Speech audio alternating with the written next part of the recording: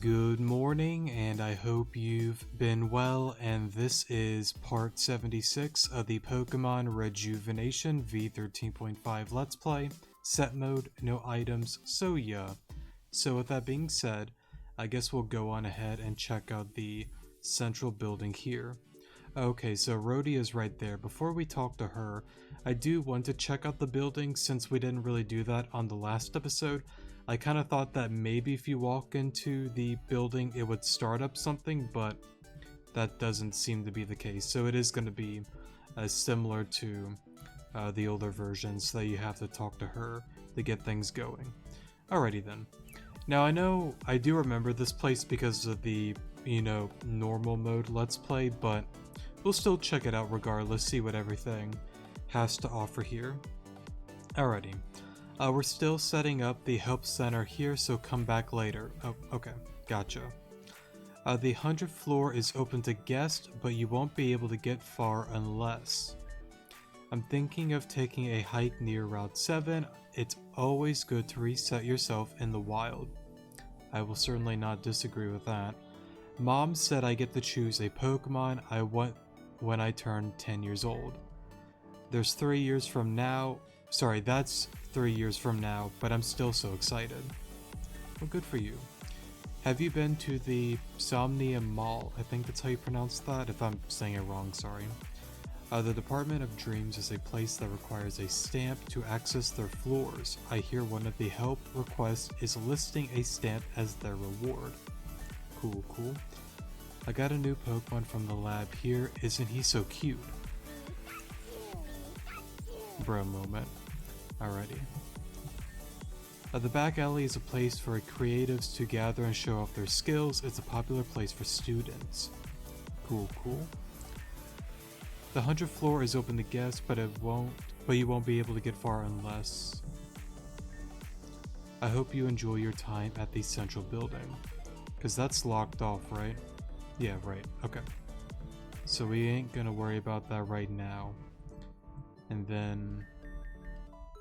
do that. And what do you do? Oh, that's neat. Okay then. So I guess for an example, let's say you have all the cards, but you don't really have the money to do like the EV training thing at the Hospital of Hope, how you can spend $10,000 to get max 252. Well, you have to buy, 252 like twice, so it'd be 20,000 to fully maximize your EVs on whatever Pokemon you may be training. So you have this option if you just don't really have that money. That's really neat overall. I know we, whatchamacallit. Okay, am I going crazy? Why do we have $59,000? I thought I did the money strat at Valor.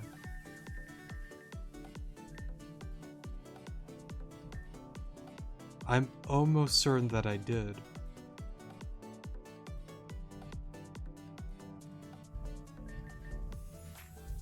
What did I buy? Or what? Okay, hold up. These didn't cost money. Because well, technically it did because of the rift fragments, but there's no way I went through that much money. 389. There's no way that would have cost us everything. I don't remember exactly how much I saved up, but I know I saved a ton just to have it. That was just me farming the Pinata password.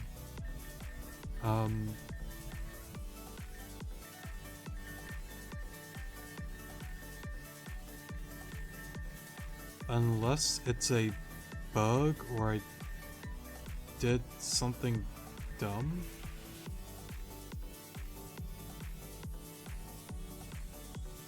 Okay then, well, I guess we only have 59,000. Okay. That is weird though. I know for certain that I did do that on one of the episodes. I'm almost certain I did.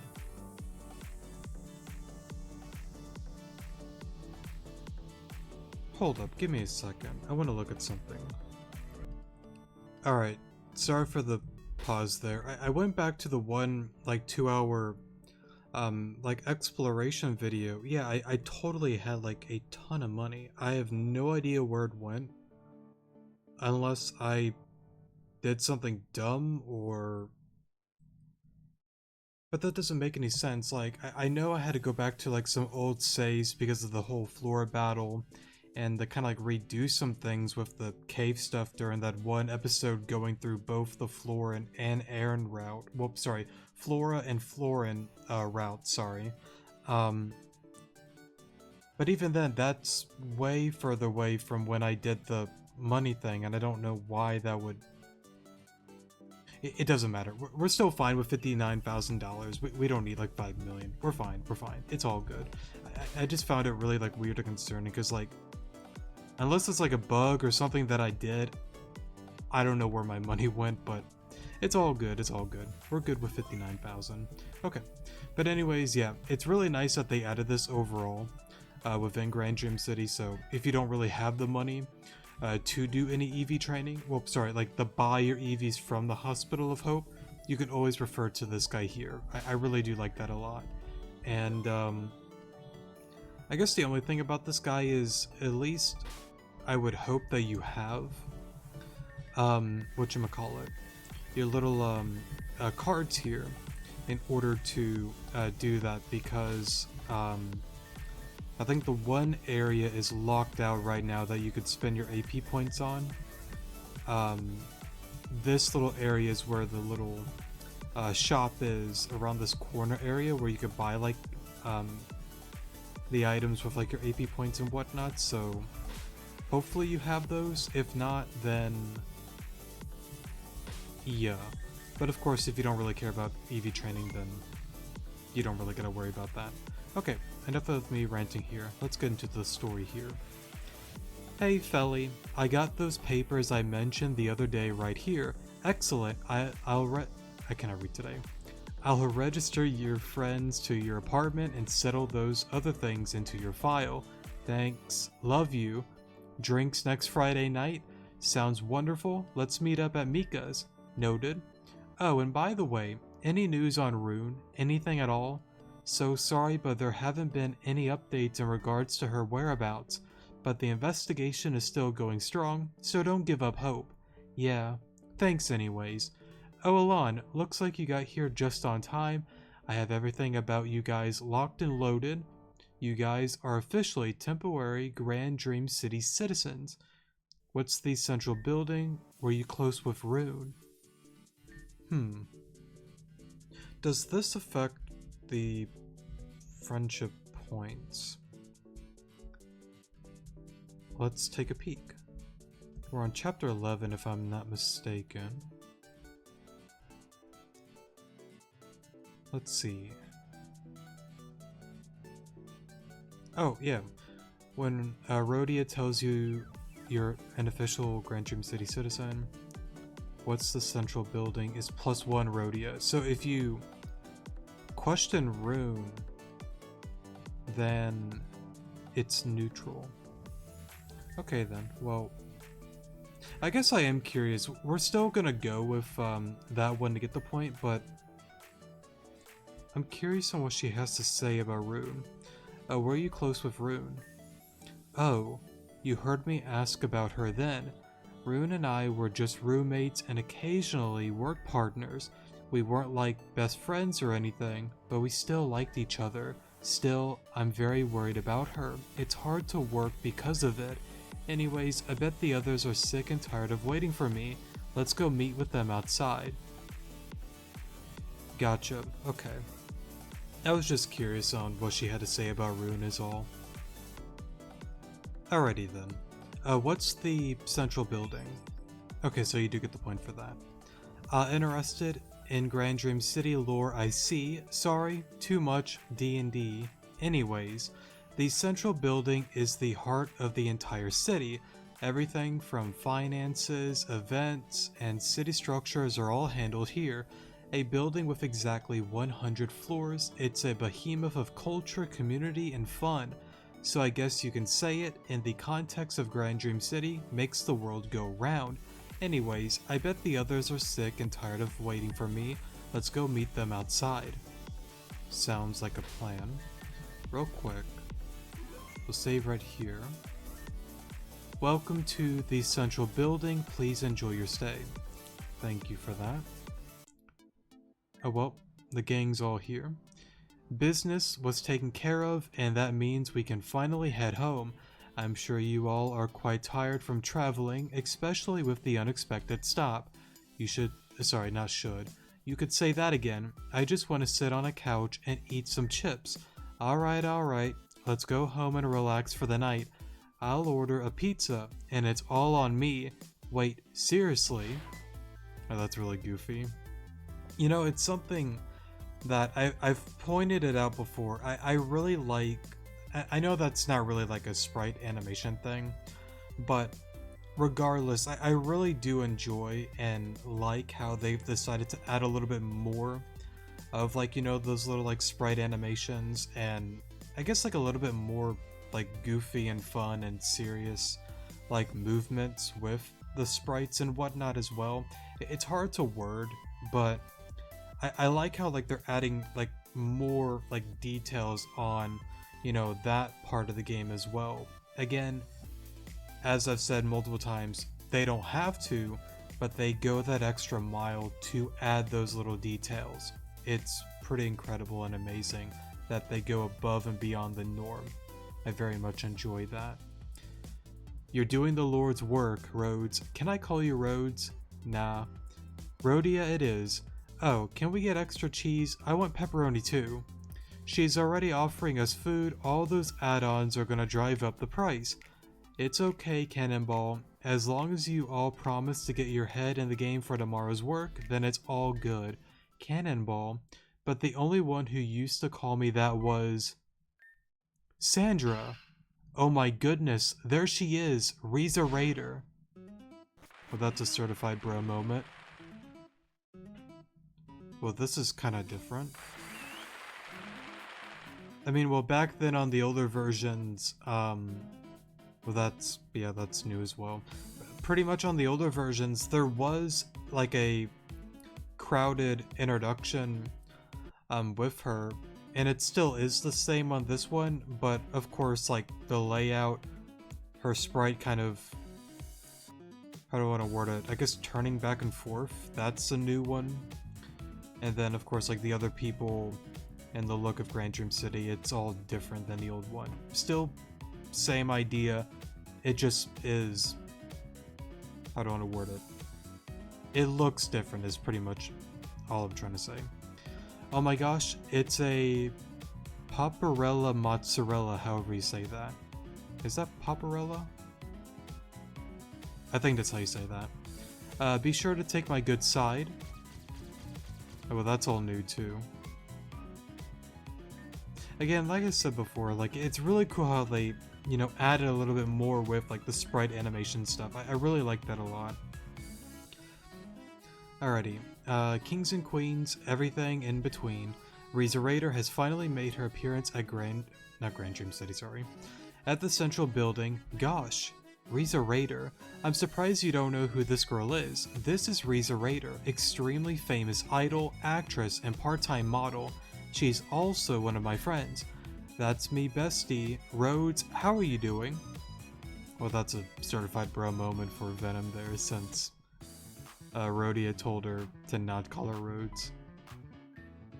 Oh my gosh, oh my gosh, oh my gosh. It's really you guys. Huh? You know who we are. Everyone knows who you three are. Your efforts on Terrajuma Island are known to all thanks to your bestie Malia. You must be referring to the interview I had with Volta. The same one, bestie. You're Malia. You're Venom. You're Alan. And you're... Oh, actually, I don't know who this is. My name is Cannon. Well, either way, the point is that you guys have been recognized for your achievements. Fending off Team Zen's invasion on Terrajuma ain't something to sneeze at. But anyway, I gotta go register myself for the Dream Tournament. That's like the whole reason I'm here, yeah? Huh? Dream Tournament? Is something going on? Huh, Rhodes, you didn't fill these guys on what's going on in the city? must have slipped my mind. You know, while I do think that's possible, I also think she probably didn't mention it because, to be fair, we're kind of here on, you know, work to help out the stone, crisis and probably some other shenanigans, so I can see why Rhodes was like, yeah, let me not say anything, but it could be possible that she didn't want to, well, sorry, I'm wording that wrong, that it could have actually slipped her mind and she could be honest about that. I can see it going either way, but it's not that important. Just an observation that I wanted to point out. But let me fill you babies up with all the info you need to know. Ask away. Oh, sorry, I didn't see what that said, but I will go with number 1. Currently, Grand Dream City is hosting the Festival of Dreams. It's a month-long event that starts on October 1st to celebrate the completion of Grand Dream City, and to celebrate the fact that we're living in a city that gives an opportunity to everyone and anyone who deserves it. For the Festival of Dreams, the festival plaza is set up with games and stalls for everyone to have fun at. If you're interested in that, you should hop on the subway and make your way there. The fare for non-pass holders is like uber expensive though. Ask away. Oh, okay, Festival of Dreams was the first one. Dream Tournament. Bestie, I'm so glad you've asked. The Dream Tournament is my favorite event. A giant tournament of 100 participants is held at the Grand Dream Stadium. Participants gather together to battle one-on-one until there are 30 participants left. Then, all 30 of them are shown in an arena for the final Survive Free-for-All. So, I do remember that whole thing, but I'm kind of interested how they changed it slightly, because like it's not really like spoiler stuff, but on the older version it played out pretty similar, but with this one they're adding a little bit more detail, because like back then I don't think there was a mention on 100 participants, and then the whole golden text there, when there's 30 left, it's pretty much, a free-for-all, is what she said. That's pretty interesting. And that goes on until there's only one person left standing. That sounds awesome. Why haven't I heard of this? Simple. If you don't live in Grand Dream City, you don't really have a need to know. Grand Dream City has a way of being sort of cut off from the rest of Avium. Call it pretentious or whatever, it has the results to back up its prestigious reputation. What happens to that person that wins? To the person that wins, sorry. Oh, duh. How could I forget to mention the reward? Well, basically, there's an awesome cash prize of 1 million Poké Dollars. Well, once upon a time we were millionaires, but our money's now gone. That's a certified bro moment. I'm still thinking about that. I don't know why I would do that, but what's done is done. I'm certainly not going to go back to an old save to redo that. As well as receiving the right to face the Elite 8 and Champion without the need for badges. What? That's an insane prize. The trainers in the final 10 are usually extremely strong people, so strong that Miss Hazuki pulled some strings to make it so the winner would face the Elite right away. Don't ask me how or why, that's just what I've heard. Ask away. Hold up, I want to read that again. Win a one until there are 30 participants left, then all 30 of them are thrown into an arena for the final survival free-for-all. That's really interesting. I don't want to get into like spoiler stuff on that, but it does make me curious, but we'll leave it at that. No questions. Right, I gotta go and sign up. See you all later. Sorry, see y'all cuties later. Aren't you some important city official or something? No way you forgot something as cool as the Festival of Dreams. You don't let things go, huh? Well, the truth is that I don't like the Festival of Dreams for personal reasons I don't feel obligated to get into. That's kind of interesting because, well, But I wonder why, though. No, take it back. I know why. We'll leave it at that. I don't want to get into that. And as such, I don't like talking about it. But I understand that this information that I should have brought up sooner, and for that, I apologize. Apologize like a true politician. I take offense to that. I was being genuine. A tournament does sound fun, though. Nuh-uh. I'm gonna stop you right there, little missy. Let's not forget that we're here for a job. Yeah, exactly. So, I guess, like, not only does she tell us for, that kind of reason, because we do have a job that we need to do here, but there are personal reasons that, I mean, I could get into, like, a slight spoiler thing, but there's not a lot I can really say on that, so I'll just leave it as is. Let's not forget that we're here for a job, we don't have time for the tournament. Yeah, I guess that's true. That's kind of interesting because, back then there was like a different reaction. It's not really like spoilers, but just kind of, sorry, that's my chair squeaking, but it's interesting because like back then on an old version, right, I was gonna say it's not spoilers, it's just bringing up what the old version did. There was like a whole thing when Malia and all of us were told about it. She got really excited, and we had the choice to say, yeah, we'll enter or not to enter. But in this case, it doesn't really get into that, unless I'm jumping the gun there. Huh? What's going on? Public service announcement, just watch. Oh, that's neat. That's certainly new. Greetings, citizens of Grand Dream City. I, Hazuki Blakery, headmistress of Access High University and lead academic affairs, am here to share this message with you all today. I am happy to announce that the final participant of the Grand Dream City tournament has been registered. 1 week from today, the Grand Dream tournament shall commence. To the participants of the tournament, please be aware that dropping out is prohibited as per your contract. But legal affairs aside, I wish you all luck and success. Make your city proud and go for glory. That is all. Have a wonderful rest of your week. Wow, I really cut it close with that one, babes. Turns out I took the very, very last spot in the tournament. Participant 100, that's me, Queen of Procrastination. I suck at pronouncing words, sorry. Anyways, looks like we wouldn't have been able to join even if we wanted to. Oh well, it'd be lame if I just left without making the situation better. Let's give the crowd what they want. I want a battle from Alon. Yes, you. Something about you is just different. I want to see how you battle. How does everyone feel about viewing a battle from the gorgeous, gorgeous Riza Raider? I'm just gonna save right here. You have to give the people what they want, Alon. That's how the city works. So let's make this a 2v2 battle. I only have 2 after all. And let's keep the score going, yeah? Okay then. What do you have again?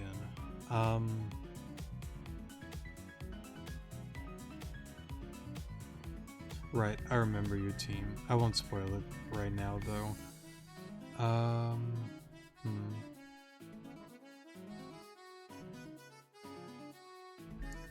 Go for you.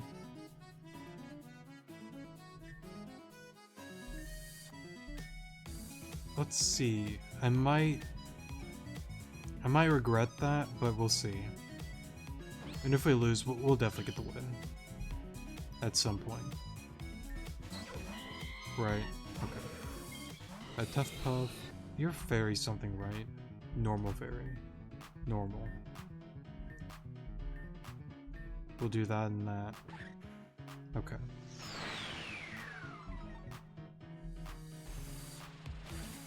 Alright, so that gets rid of that. And then I guess we'll... Whoops. Do that. Do that. That miss kind of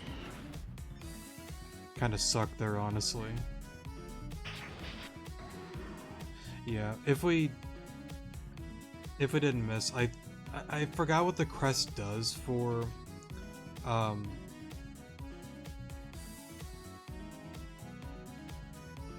for Kitty Cat.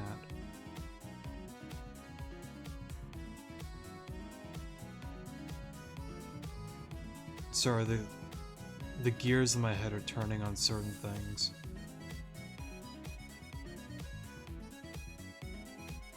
That's a cool little thing there with that name. I won't get into any more stuff with that. Okay, let me try that again. Alright, take two. And hopefully this time we won't miss the sky uppercut. Alright, gunk shot that. Sky uppercut you. I'm gonna get fake out here. Alrighty. That does that. Do that, do that. Yeah, okay, so the miss definitely did matter. I mean, even if we didn't get a crit, Claire would have probably taken it out with gunk shot. Yeah, we would have won with these two. I guess like that battle can be a little bit tricky for some players, but as long as you have a really how do I want to word it? Like a really bulky poison type for Tough Puff, and then again something that is good against Delcatty, like a good, you know, fighting type. I don't know, maybe throw Hariyama, whatchamacallit, you know, I can name so many like fighting types that do well against Delcatty. As long as you have something that does well against it, it's not too tricky. Just make sure that you have the right, you know, 2 Pokemon for her, if that makes sense. But of course, it doesn't have to be poison and a fighting type. I feel like maybe Kling Clang would do okay. Maybe. There's a few options you can do. Really? So freaking lame. Oh. Did we get minus points with Frieza?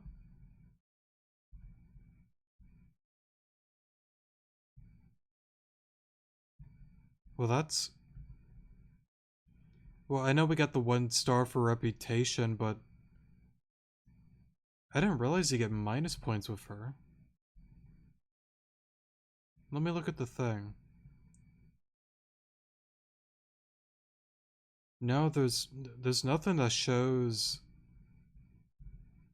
Maybe it was just a little animation of her getting upset by losing? Maybe, I don't know. I kind of want to go back and look at that, because I guess we can continue forward. Stop everything! Huh? Why did everything go dark? Psst, did you see that little notif pop over your head? That's your reputation, babes. And Grand Dream City reputation is everything. You can raise reputation by winning battles and doing stuff around the city, and the reverse is true. You lose reputation if you lose battles, and, other stuff. I don't know. You can check your rep at the central building at any time. So then... I'm confused. Did we gain or lose because we beat Riza? I cannot tell, honestly. Because, like, we had the little gold star, but she had, like, a little, like, red thing, though. But on the friendship points, the guide, I don't see... I'm just overthinking it. Just let it play out. I assume it's just a little animation thing of her getting mad. But if it is a minus point, then that is a little unfortunate, but... I don't know. I guess I'll just, like, look back at the recording just to see. I guess that's a loss for the books.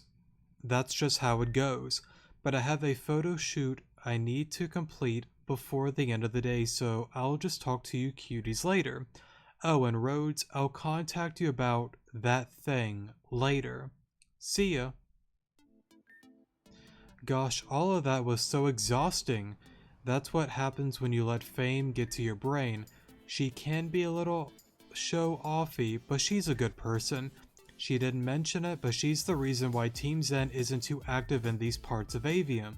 She's actively fighting them off, and as a result, keeps the city safe. So she's more than just an idol. Huh, I had no idea. Don't judge a book by its cover, as they say. Actually, it felt like we read through chapter 1 and got a pretty good idea of what the rest of the book holds. But that's just me. Well, either way, I'm tired and we're finally home. We'll be taking the middle elevator to the top floor. Let's go. I guess I'll save here then. And then let me make a little side note here for the Riza battle, just so I have a timestamp for that. And then I guess real quick, let me do a slight spoiler on the whole kitty cat thing in Sandra, since it was kind of like back to back on that. I guess on this little spoiler thing, because I know I've gotten a couple comments about whenever like I don't talk about things, or some that are like, oh well, I want to hear what you say. So yeah, small spoilers. It's not going to be very long or anything amazing, but just something that I've noticed and I want to speak on it. If you don't want to listen, go to the comment section below. Yeah. Alrighty, so we are in spoiler territory. One final warning, go to the comments, go to the timestamp. Don't listen if you don't want to. So speaking on the Rhodia thing first, where she didn't want to talk about it, plain and simply on that, I would safely assume it's because of, you know, her extreme hatred towards Thomas Blakery and what he has pretty much done to her father, because her father was originally the one that created, well, was in the process and plannings of Grand Dream City, and unfortunately the Blakeries were like, oh wait a minute, let's just, you know, throw him in jail when Storm 9 was happening. He'll die in there, we'll have the plans to create Grand Dream City, and we'll take all the credit and the money and the fame and all this and that. And that's kind of why she has a hard time, you know, celebrating, you know, Grand Dream City and all of that, and kind of like supporting those kind of things, because, well, the credit should have been towards, you know, her father, her family, not Thomas Blakery. So that's kind of why on that whole thing. And then for, well, there's more I can say on that, but we'll keep it simple. The kitty cat thing, it's really interesting. I love how Rejuvenation adds those little details, and it could be me just overthinking, very possible, because I'm known to do that a lot, but I really think that's a little reference towards Kieran, because yeah, again, one final time, major spoilers is about to be thrown here, so yeah. So as some know that have played the game, Riza, the one that's walking around, isn't really Riza, it's clear. Tough Puff is her Naganadel, and Delcatty, named Kitty Cat, I believe is a phrase that Kieran has called Ren in the past, if I'm not mistaken, where he says like, hide those claws, kitty cat. I'm pretty sure it's kind of like referencing that whole like thing and whatnot. And another, I guess, little symbolism, that this one's a little bit of a far reach though, because didn't Marionette have a Delcatty on her team with a crest? That might be a stretch, but it is interesting that it is a Delcatty. I mean, it could be any Pokemon though. Why Delcatty? But to be fair, it could just be a Delcatty because of the whole, you know, kitty cat thing and the whole Ren thing in the past, but I think it's probably a mix of both, honestly. Maybe, maybe not. I don't know. Okay, enough of the spoilers. I just wanted to point that out and say that because it's a pretty cool detail. Alright, we're now out of spoiler territory there. Okay. Alrighty. Let me save here. And then... Bondsley and I love going on walks during the day. It keeps us from becoming stagnant at home. Cool, cool. Hello, my coworker was outside looking for you. Wait, what? My coworker was outside looking for... Wait, what? Let me... You? Hello, it looks like the Pokemon you left were very lonely and left you a surprise. Wait, what?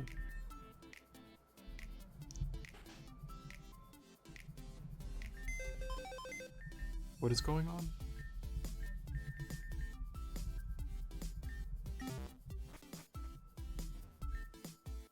It looks like the Pokemon you left were very lonely and left you a surprise egg.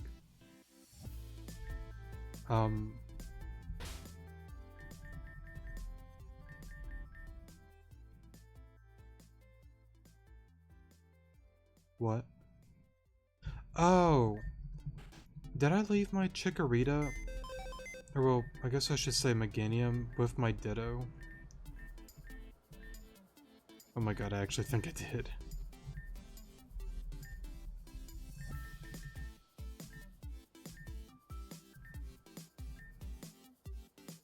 Yeah, I actually think I did because my Ditto's not...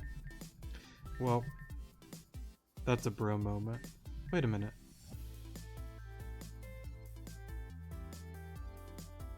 Why? Oh, yeah, because I went back to the Flora battle to do that, and on the Florin route I didn't evolve it, that's why it's still a Vulpix. I'll evolve that later. Okay, real quick, I have no idea how to EV train this thing. But let me do this. I'm not gonna use this thing. I know I'm not. It's not bad, but I'm not gonna use it. Right, I did get a shiny. Let me make a little corner on what I want to EV train. You're good.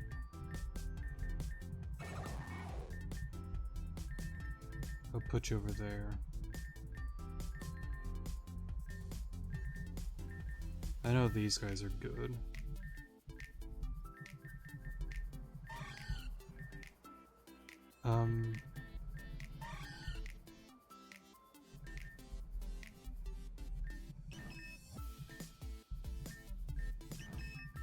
Okay. Yeah, all of these guys should be EV trained. So these 5 have not been EV trained. Oh. Right, I need to EV train you and you. Now, I was told in a comment on one of the older episodes that it actually isn't like a bad Pokemon, and the ability is really interesting. Gains the opponent's secondary typing to entry. It's honestly really interesting. I don't know if I'll really use this guy, because like, I don't know, like it seems interesting. I don't know. Oops.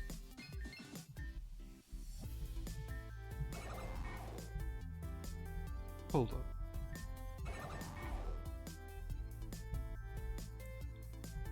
Well, that's new. I didn't even know you could do that. That's cool. Okay. Oh, right, you. I have no idea if you're a physical or a special attacker. You're pretty cute, though. I really love the colors and all on it. Right, Fomantis. I do want to EV train you.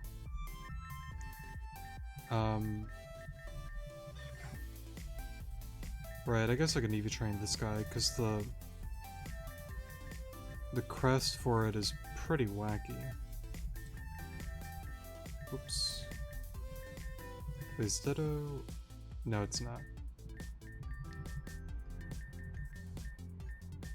I'll just move these over here. Murkrow has not been EV trained. And then... I don't know if I'd use the Miltank, but... I might. Okay, what are you doing here? You're more defensive. You should be over here.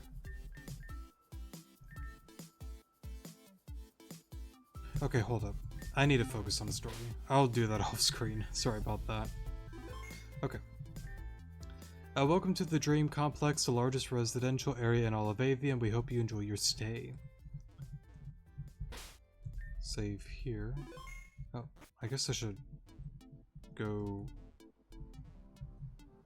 Where's the Pokemon Center again? Here you are. Oh right, before we go in there, it's shown the thing about the reputation points, sorry. So then... Where can I... Because it said I can go here to find my reputation points, right?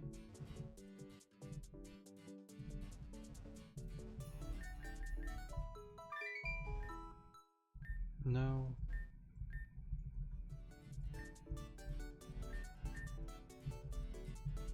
Didn't it say I can check the central building for the points? Or am I going crazy?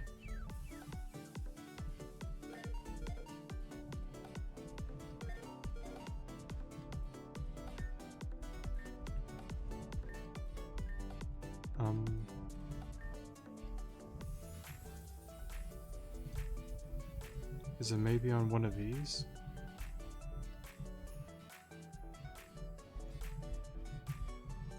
No? Maybe like, I don't know why it'd be on the gather cube.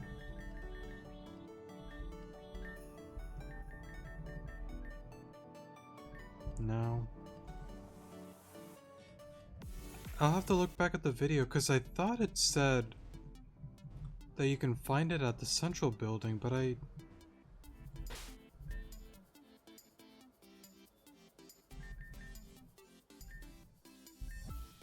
yeah, I don't know actually.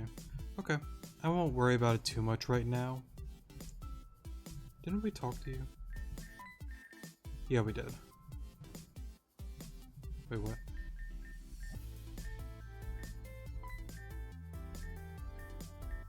Oh, right, okay. Oh, wrong building.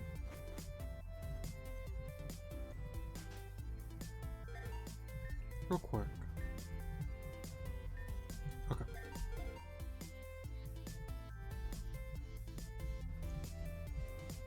I gotta say, I really like the little entry room here. To Rhodia's penthouse. This is my humble abode. Hope it's to your liking. With all due respect, Rhodia, this place is anything but humble. We get to stay here. Yeah, unless you like to stay in a hotel, I could make some... No. This is perfect. Hugh, Lavender, we're here. Come greet your new roommate, sorry. Oh, well, hello there. Oh, company's here. Hello, friendos. Welcome. Sorry. Please excuse me. Someone's having a bad day. She's been going through a lot right now. She doesn't mean to be rude. Honest. We understand, Hugh. No worries. Thanks. Anyway, I'm Hugh, and I think I'm an okay guy. Oh, Hugh. Always being the good host. Right, room accommodations. Let's see here. We can handle those later. I want to see what we got around here. Venom, don't be rude. I'm so sorry, Rhodia. All good. We all have all day for that, sorry. I'll go make sure she doesn't break anything. I'll go clean up what she will inevitably break. Guess it's just you, Alon. First come, first serve. Let me show you what you got to work with. Thank you. That room will be yours. Why don't you go take a look?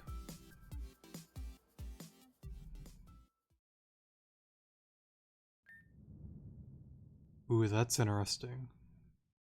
Dream a dream so grand that it becomes a nightmare. You suddenly feel very tired, too tired to even think. Just 5 minutes of... That's super cool because, like, on whatchamacallit, previous versions, like, you were able to kind of like explore and whatnot, like the place. I mean, I'm sure we'll get time to do that, but with this version, you kind of just jump on right into it. And I think a longtime viewer brought that up to me as well, so that's really interesting. Ooh, a chessboard. I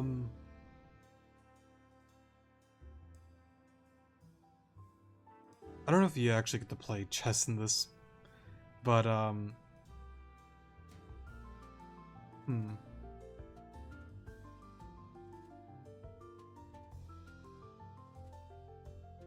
I was to choose a move, it's kind of an oddball one, but if I'm playing white, my favorite opening is e3. Pretty much pawn on the king line, just moving up one square.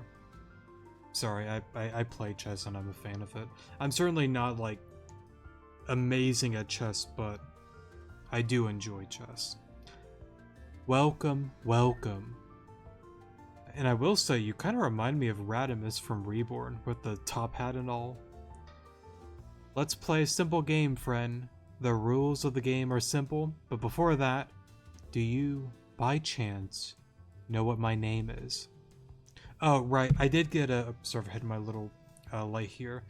I did get a fair warning that there's going to be more of these little question things and whatnot within the game. What is my name? Oh, no, yeah. I got it. Checkmate. Yeah, because since we are in the, I guess not quite the nightmare realm, kinda not, but like this whole thing was never within the older version, so this is like new territory to me.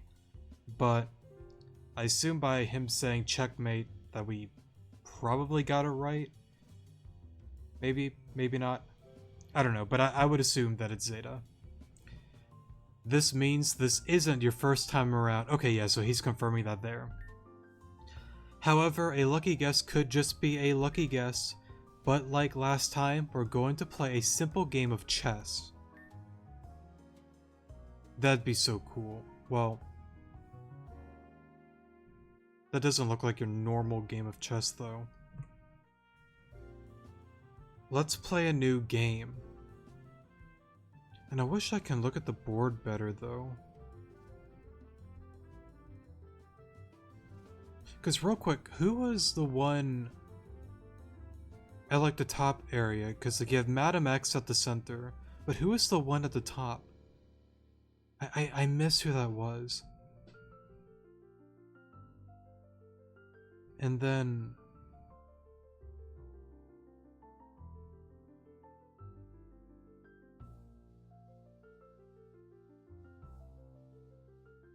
Well, that's interesting though, because real quick, let me see if I can actually look at the board, if it like allows you to, because I see some certain characters that I recognize, but there's a couple that I don't. Let's play a new game.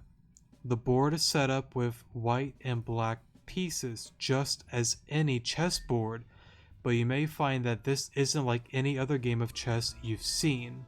Right, it doesn't look like a normal chessboard. Black pieces are not necessarily evil, and as such, white pieces are not good. You know,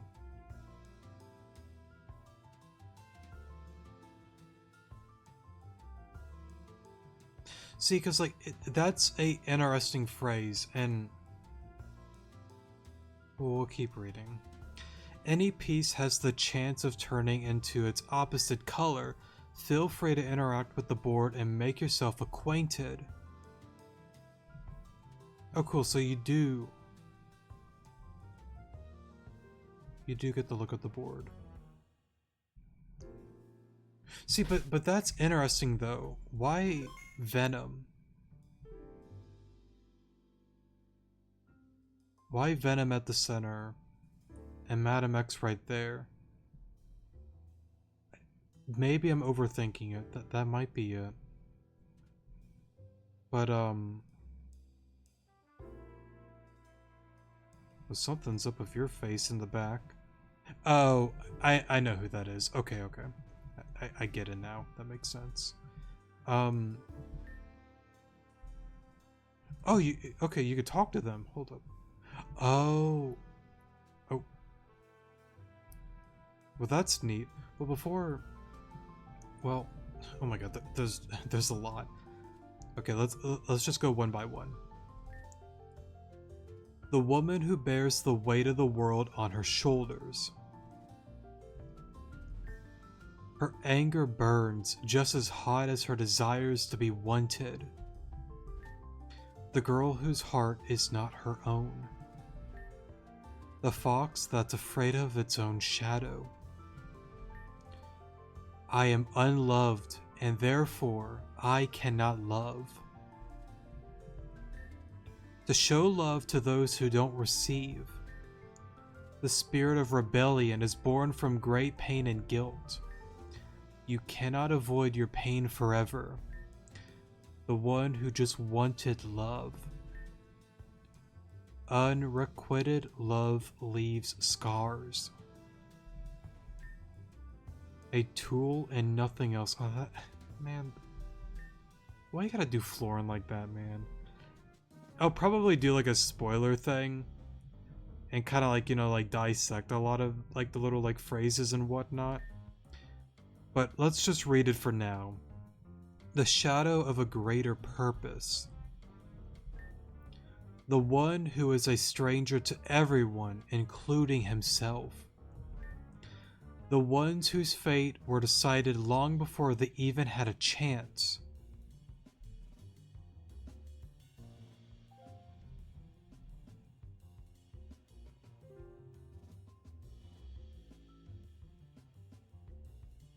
Well, hold up. Wait a minute. Oops, I've hidden that there.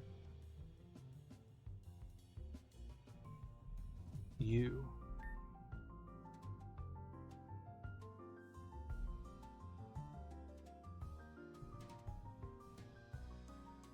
Malia there. But you, though. I thought you were a certain someone, but yet...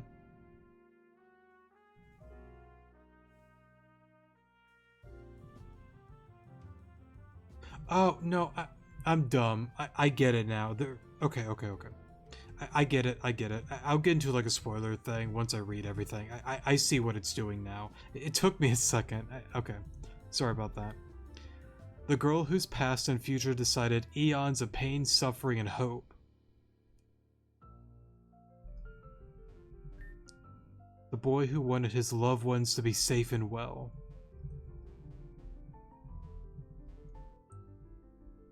Okay then.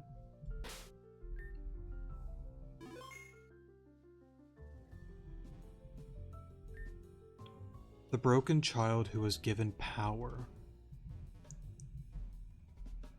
As they can't really talk to the grunts then.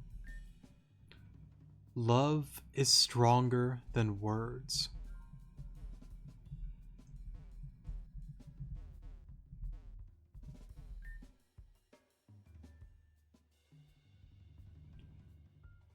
To perpetrate consistencies through inconsistencies, the descendant of Zed defiled.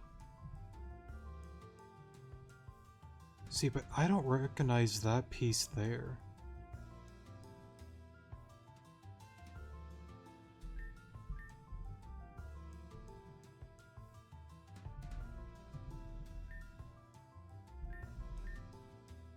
Your family above all else. Well, I mean, I know who that is, and then same with you. Oh wait, sorry. The woman who sacrificed everything for the one who loved her. See, but what's weird is you look just like that. Oh, what?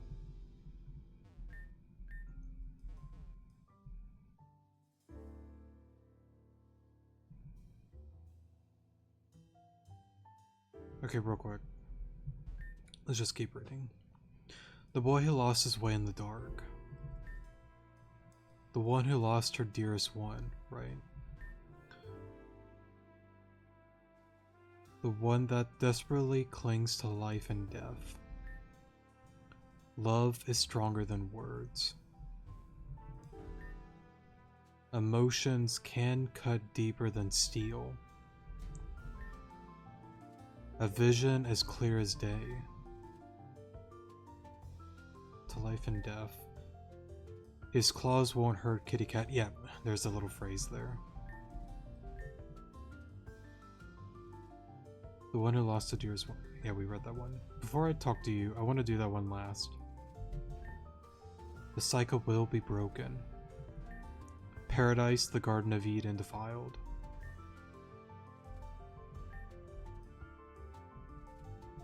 And I'm really excited about this one. Alrighty then. Thanks, guys. I was hoping for something with this one, but it's just the masked woman. Okay. I didn't think we were gonna get much more with her, but it makes sense. It makes sense. Okay.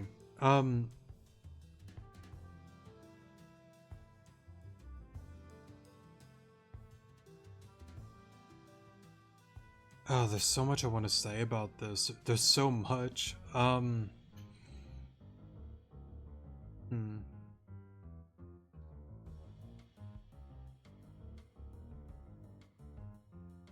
We're like 57 minutes in, though.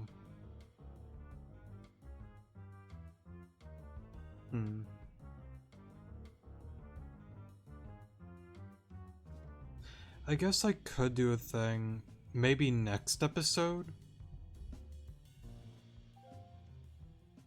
Like, really? But I kind of want to do it now.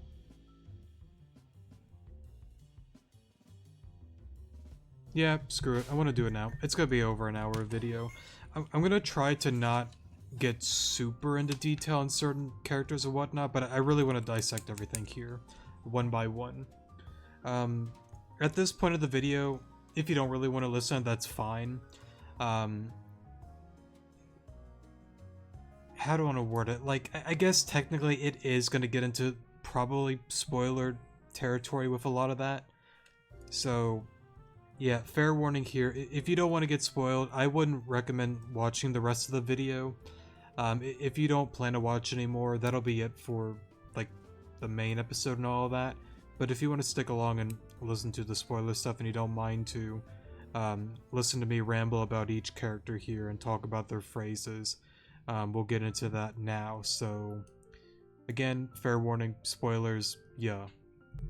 Alrighty, we're on the chessboard. Spoiler rants, yeah, don't want to listen because of spoilers, you shouldn't be here. Okay, cool.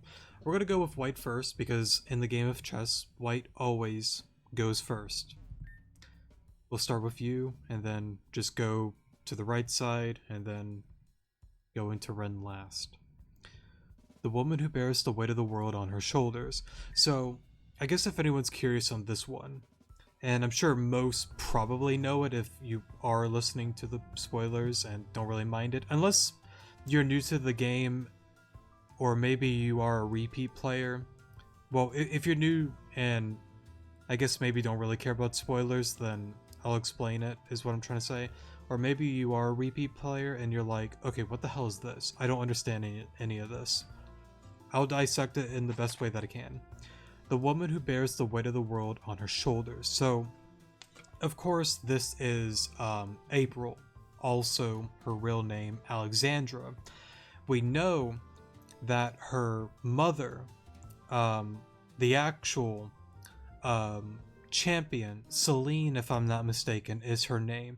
She's the one during chapter 13, if I'm not mistaken. She's the one where you see that little cutscene with her going up against, well, Madam X technically pulled up on her while she was doing her ceremony thing, if I'm not mistaken.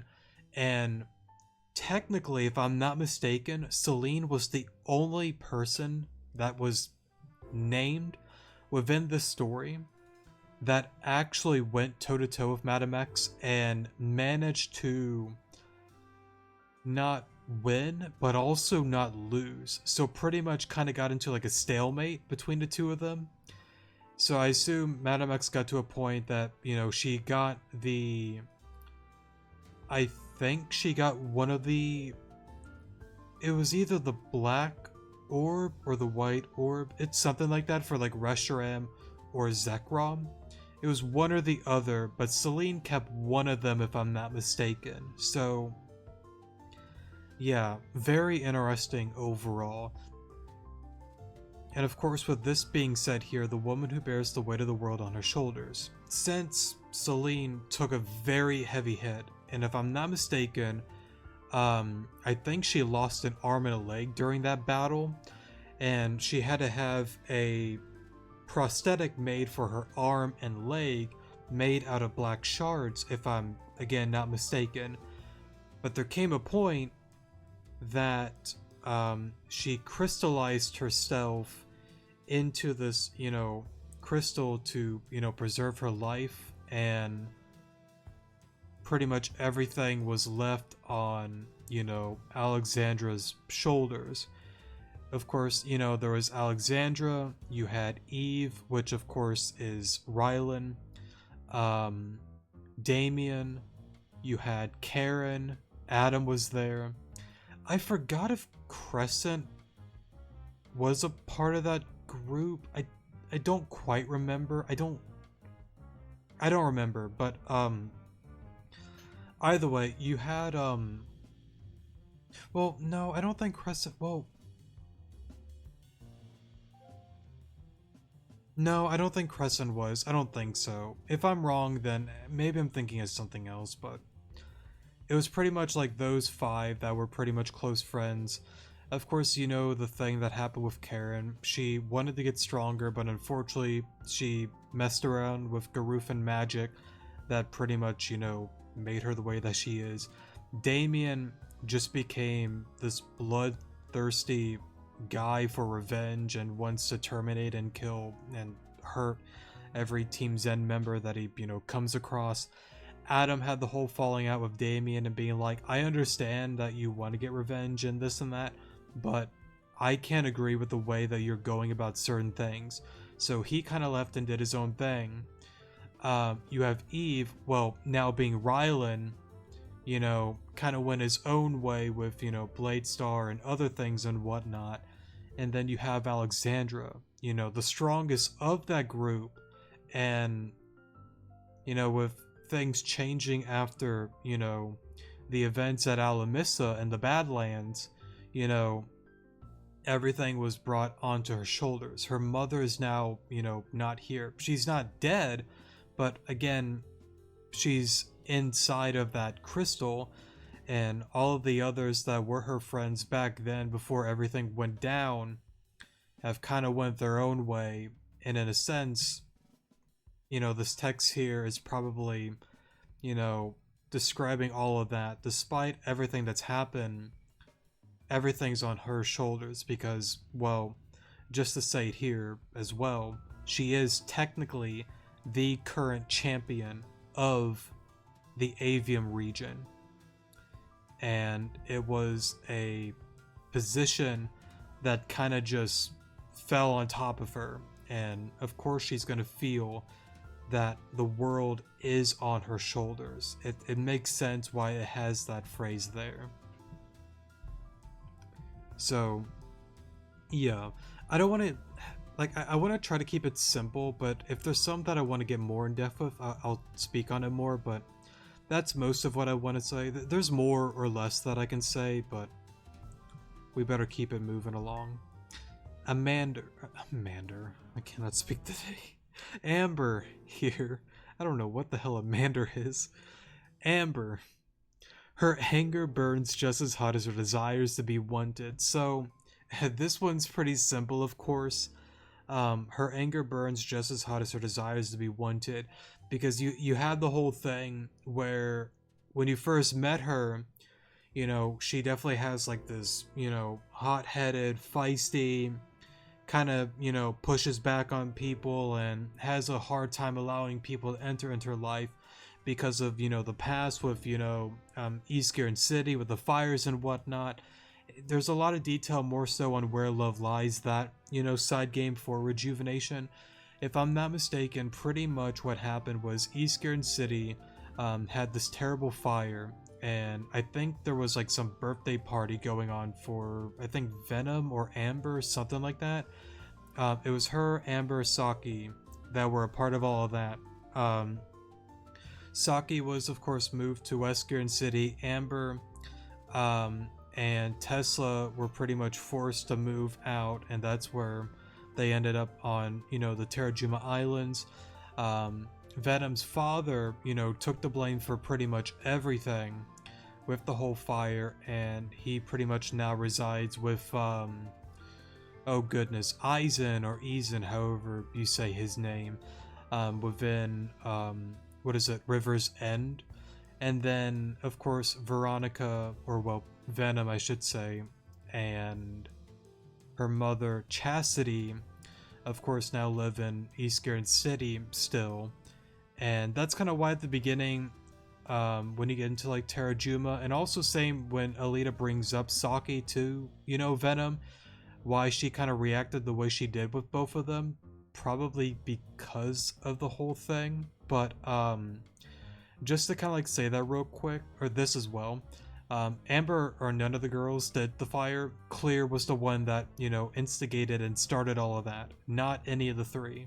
So yeah, but anyways, just as hot as her desire to be wanted, because again, with everything that happened at such a young age, and with her mother, you know, spoiling her a lot, and whatchamacallit, with Deegan pretty much leaving, you know, the family and this and that, it created a lot of issues with Amber. And, you know, she had this mentality, and again, like, her anger burns, like she's hot-headed. You know, whenever you touch her or like try to be her friend, you're gonna get burned. She's gonna lash out. It's normal because of what she's been through. However, on the inside, deep within her, she wants to be wanted. She wants friends. But her exterior, it's hot. It's blazing. It's hard for anybody to want to be with her, you know, hot-headed and, you know, feisty and kind of rude exterior. But when you get to know her, the real her, and not that guard and that wall that she puts up, but once you really get in there, you kind of learn to realize, you know, she seems to be a good person overall. So I think that's kind of like what that's representing there. Her anger burns just as hot as her desire to be wanted. Because again, with everything that's happened, she's developed this personality that her exterior is very, you know, on the defense and, you know, very feisty and hot-headed and whatnot, but she truly wants friends. She wants to be wanted. She wants to be loved and cared for. She didn't want her father to leave like that. She thought that her mother was sending her off with the whole Terajuma thing just to abandon her. She thought in her mind that, you know, people don't want to be around her. She's about to be abandoned again and all this and that. And the reality of it is, with the whole Tesla thing, that wasn't the case. She just wanted her to be safe. And it's something that I brought up on, you know, that section when we went through that, when she was like crying in her room. I really love how Rejuvenation and the dev team decided to add much more to all of that. I really like how at the beginning you see this like hot-headed exterior, but when you peel away the layers and know a little bit more about her, you learn more about how she's just, you know, somebody that just wants to be cared for. Very neat overall. The girl whose heart is not her own. This one's pretty simple, but it has a ton of layers because of the whole whatchamacallit, Garufin curse that's on Alita with Vivian's madness, I believe is what it's called, because it all started with Vivian, right? And then the thing happened within the Doom timeline. She sacrificed herself. It failed, but ultimately it reduced the effect of Storm 9 from, you know, totally wiping out pretty much everything. But because of her sacrifice, like it said with Groove and Magic, what is it, like equivalent exchange? I think that's a Full Metal Alchemist reference that they're adding into that. But if you give something of value, you get something in return by doing a sacrifice like that. So of her giving up her life to, you know, save everything, she pretty much got in exchange a second life, not as Vivian, but then as Talia. Then you have the whole story with Where Love Lies with her and Kada, or well, Kenneth, as I should probably say. And then that leads into the whole thing with the mysterious person in the cloak, you know, killed her on the top of the hill, pushed her and her baby, I think, well, him or her, we don't know who the person in the cloak is, pushed them into the home that was burning. And yeah, she died because of that, and then that's what caused Kada to be very, you know, depressed. And well, not exactly that, it's more so he had a problem with going forward, and he went to this person called Kaya, or Kaya, something like that. We'll see her in the future though, to pretty much like remove his like emotions from his body or something of the sort.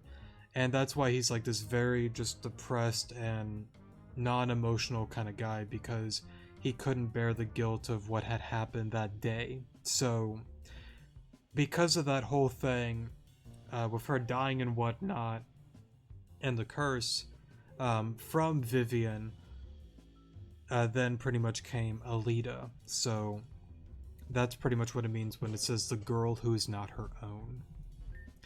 The fox that's afraid of its own shadow.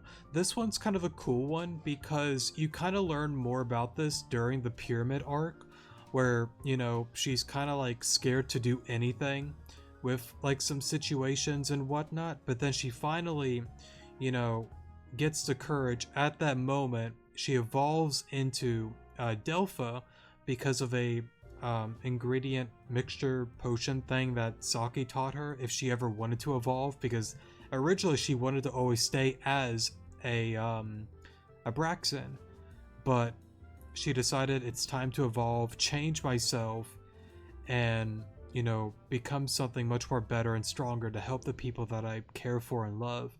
So with that one here, the fox that's always afraid of his own shadow. So again, she definitely has like a fear of like, you know, doing something and, you know, afraid of all this and that, but eventually she does get the courage to, you know, finally take that leap of faith. That one's a pretty simple one, but it's kind of cool that they added her there. Okay then. Right, Aaron. I am unloved and therefore I cannot love. This one's a pretty interesting one because, as like a young kid, now ignoring the unknown dimension, because her name's technically Arena, she escaped and she was, you know, brought up in the world on her own, and then I believe she was cared for by Soda. And, you know, with her going to school and different places like the library and all of that kind of stuff, she got bullied a lot, you know, physically and mentally. And, you know, she really felt, and she does at this point, that she really isn't cared for or loved. And she feels to like an extent that I don't deserve it. But later, as she, becomes more, friendly, and she learns that our group really isn't out to get her like some other people in the past, that she creates a strong bond and care for, all of us here. I am unloved and therefore I cannot love. So I think that's kind of like what that's going at with that. There's more I can say with this, but we'll keep this one a little bit simple. To show love to those who don't receive love. Now, this one, it's kind of like a simple one, I would safely assume. I don't know how deep I can really go with this one, but I assume it's just more so, despite, somebody being like good or bad, or somebody hurt or not hurt, it's important to, show love to ones that don't, receive that love or attention or care, to just always be like a helpful person no matter what. I could have worded that better, but you kind of get the point. The spirit of rebellion is born from great pain and guilt. So this one's pretty simple, because this will become more relevant down the line and more so in the future. But, you see certain things with Venom, like with the whole Damien thing, how he sped across, she got very angry that, she kind of got hurt, but probably more than that. Malia possibly could have gotten startled or hurt, and there's like other incidences that she really wants to be, protective of, Alon, and I would say more so Malia. Probably, I might be wrong on that, but she definitely has a lot of love and care for her. And because of her experience of losing Malia once and thinking she was gone, she kind of created this, rebellious attitude that she's like, I'm gonna go after the people that, killed her at one point, and I will do everything that I can to stop this and rebel as much as I can. There's a lot more I can really get into, but I don't want to get super into it on some of these guys. We'll try to keep it simple. You can't avoid your pain forever. This one's interesting because like her exterior, again, very opposite, kinda not to Amber, that she's definitely has like this very goofy, chaotic, and just wacky personality. But on the inside, there are some issues. And further down the line, when she learns the truth on certain things, she kind of realizes that I cannot avoid this pain that my family has caused around, Grand Dream City, with the corruption and the people that they've hurt along the way. And as she, carries, that name, Blakery, she can't really avoid that pain. So we'll leave it kind of at that for her. The one who just wanted love. Nim is honestly an interesting case and a very sad one, because she really just wanted to be somebody that was loved and cared for, but that's just not what fate had for Nim, And what was it, the whole thing at Terrajuma, we tried our best, it didn't work out. But then you see Crescent. Well, technically that's not Crescent, that's actually, oh goodness, Clear, that was impersonating Crescent, and pretty much was redoing her mind because of the Beheum, with like the illusion thing and whatnot. So then she pretty much became Lorna, the girl who is always alone. And yeah, a very sad fate for Nim, but it just is what it is. We'll kind of leave it at that for her. Unrequited love leaves scars. Or unrequited, however you say that. I assume that's unrequited. Love leaves scars. So, how do I want to word this one? Alright, sorry for the pause there. I think I have like a mix on this. I assume it's more so leading back with the whole maybe like Badlands thing, and there could be some other things as well, because unrequited love leaves scars. So pretty much like not getting or receiving like love back leaves scars. And you know, Adam has always been one of those guys that, you know, he definitely has like a stubborn, stern, but at the same token, kind of like a laid back and just like very simple, you know, just mind. And he just says it how he sees it. But with everything that has happened with him, I can kind of understand unrequited love leaves scars. So I think it's like a mix of like the Badlands stuff, but honestly, you could put it into like anything in general. Just him thinking and saying, like, hey, if you don't, you know, give love and give care and these kind of things, you know, it can leave scars. It can, you know, put something in you that cannot fully heal. So I mean, it could be a thing with the Badlands. It could be a mix of everything. It could be more specifically towards Damien. There's a mix that I can think and get into on that, but I think that's kind of like what that's going for there. A tool and nothing else. This one's just sad to me because, you know, with Cassandra and Grand Dream City, he is such a kind and good person, but he's a tool for the city, and he will be used as such until the day he dies. Same with every person within Grand Dream City. That's just how it is, you know, unfortunately. But at the end of it, he's doing what he loves. He's trying to go about it and do things for others and for himself in the best way that he can, and that's just what matters.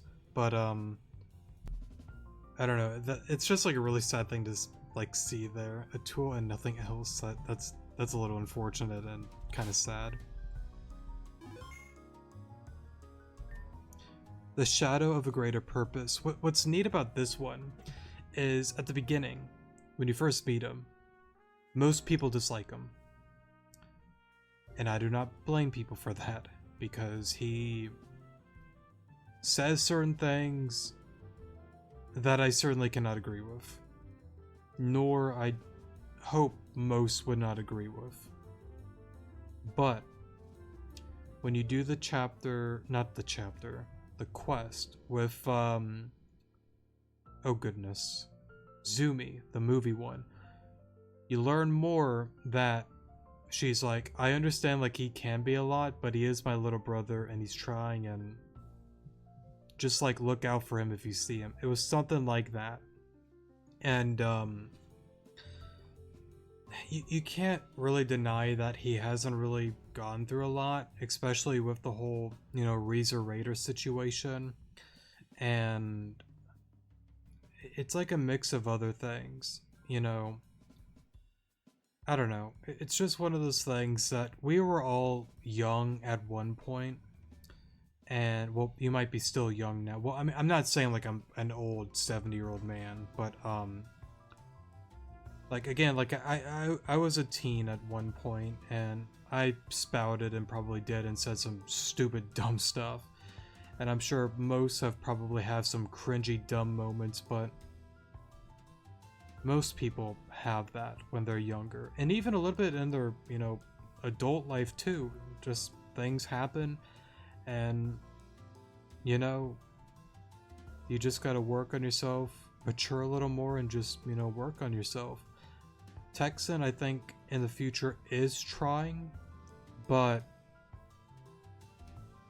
yeah, the shadow of a greater purpose. I feel like what I said doesn't really do anything for the phrase here, the shadow of a greater purpose, but I'm not sure what else to really interpret this as. The shadow of a greater purpose. I guess like, Oh no, okay, yeah, the shadow of a greater purpose. So like I believe it's mentioned as like Texan kind of like being like the shadow of like Riza, since she's a lot more, popular and whatnot, and he wants to be popular, and to an extent he is, but it's only because of Riza. I think that's kind of like what that's getting into, and then I guess just add on what I said beforehand. I think that's what that's saying and getting into. I think I got that now. Okay then. Alright, sorry for the pause there. We're back now. I decided to stop the last recording that I started of this episode, mainly because it was getting pretty late, but we're here now. It's a new day. Let's continue onwards. The one who is a stranger to everyone, including himself. So this one's honestly pretty interesting for canon here, because I assume that's kind of going into how right now he seems like this kind of, shy, maybe a little bit timid, um, guy around Malia, Venom, Riza Raider, Rhodia, and a few other characters as well. But he seems to have like a very good heart and a good mind overall. But going off of what is said here, the one who is a stranger to everyone, including himself, I think that's more so going into like right now, he technically is a stranger to everyone. I don't know if that's like getting into like his personality and whatnot, or more so like his future. Um, because you learn down the road, because like right now you see him again as like this somewhat timid, I don't know if that's the right word for him, but we'll just go with that for now.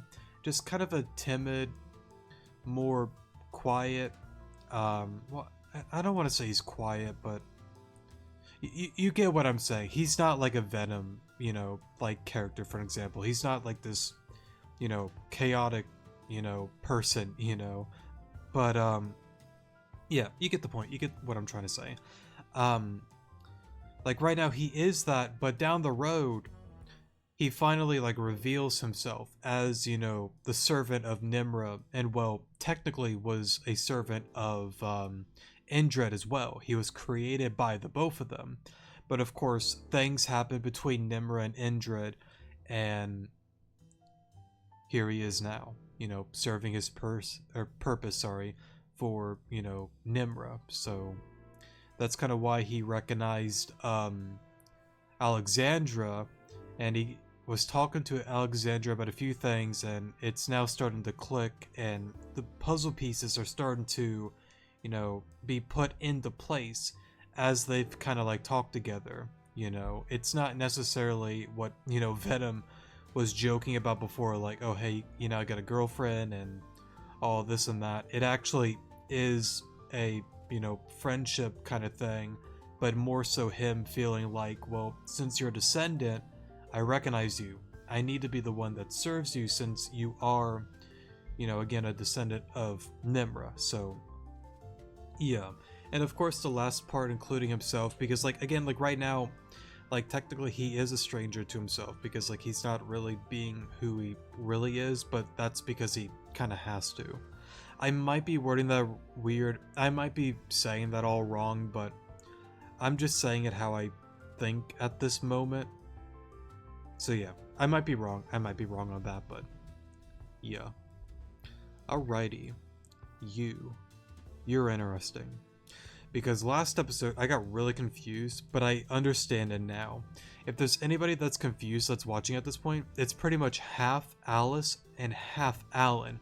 Because in the unknown dimension, as, Indred, locked them away because of the whole, archetype incident with Arena, and well, yeah, you get the point on that. When Arena kind of had like that bro moment with the archetype, the possession kind of happened. She kind of went after Indred, but she ultimately lost, whether that's because she couldn't control it, or if it was only just 1/4 of its, true capabilities. Either way, she lost. And she got sent away to the unknown dimension, said a few final words to Indred, swearing revenge and all that kind of stuff. And then he put away Alice and Alan as well, since technically, they also have the archetype within them. Since, again, Anitha put the spell on Indra to make him love her and not do these weird cult experiment things. They had a child by splitting the archetype into 4 pieces, being, Maria, Irina, Alice, and Alan. So that whole thing went down, and yeah, that's pretty much those 2 there. And with them being put in the unknown dimension, Indra told Alice to be the one to take charge and make sure everything stays in line. And, well, yeah, sorry about that. It is interesting that they are like kind of like combined as one within the unknown dimension. Sorry, why that is specifically, I'm not entirely sure. I assume it's just a thing to make sure that she maintains control on that whole thing, because her father, entrusted her with keeping things, again, in line with all of that. But, that would be my only guess on why they're, like, combined as one. Now, in the real world, they're not, like, combined as, like, one person. But Alice still kind of has her, illusion-like powers, and, Alan has his more, I guess, like, knight offensive kind of power, something of the sort. So yeah. But either way, I think they both kind of have like powers with the unknown and whatnot. Kinda not. I don't remember exactly, but I think that's more so in Alice. But anyways. The ones whose fates were decided long before they even had a chance. So the line here is very interesting. The ones whose fates were decided long before they even had a chance. Honestly, you can honestly interpret that into like 2 different things. One, with Anitha being like, Indra, here's this potion. Love me again. Stop this madness with this cult and wanting to ruin all of humanity for God's sake and yada yada yada. Love me, let's have some kids. I want a good family. I want to live a happy life with you, my children, and just, live the rest of my days with, love and peace and care, and just have a normal family.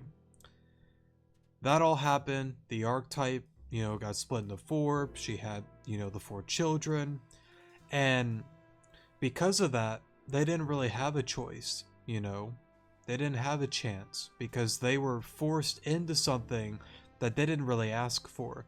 Now, I'm more so speaking not as like her having kids, but, well, I mean, I guess technically, yeah, you can say that. But I'm more so speaking on the archetype being placed within them, since all 4 of them are 4 different pieces of that archetype.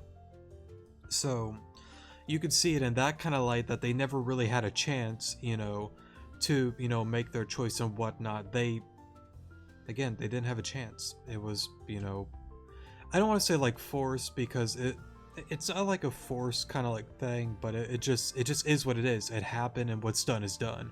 But another way you can interpret this is, the elephant in the room, Varaya, she's the one that was like, oh hey, look, we started the Great War because I wanted to continue my thing. And what's that? Arceus is mad? That's insane. Why would you do that? What's that? We won? But 7 billion something people died? Whoopsies. Sorry about that. Oh, what? No. Pokemon are dying? Oh, man. People are dying. We're losing resources. I got an idea address. Come here. Supercomputer. Think about it. 18 host. With this archetype that we have right here, we can save humanity. We can have so much fun and all this and that. And of course, address is like, okay, yep, I got you. Let's do it. 18 hosts happen out of nowhere.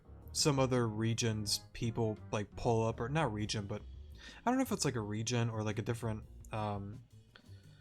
kingdom or whatever that went after them, but some guy stormed in, the Griffin like headquarters or whatever, like, oh hey, look over there, go get her. And she's like, no, we're not done yet, we gotta do it now, we have to speed run this. One of them dies, Address becomes the host. Well, tries to become the host on the Jane and Zumi live stream. I think they said like it failed, so that's why there really isn't a host for Zygarde. I really thought that address was Zygarde, which I think, to be fair, they brought it up. He was meant to be, but I guess it didn't fully work. I thought it was a whole thing since he got up and deleted that's why the host was gone. But I guess I was kind of right, but also kind of wrong on that whole thing. But regardless, that all happens, and then Varya's like, oh, hey, look, guys, guess what? I know I said we were gonna do some certain things, but I got some plans of my own. Pokemon Rejuvenation. It's got a good ring to it. And guess what?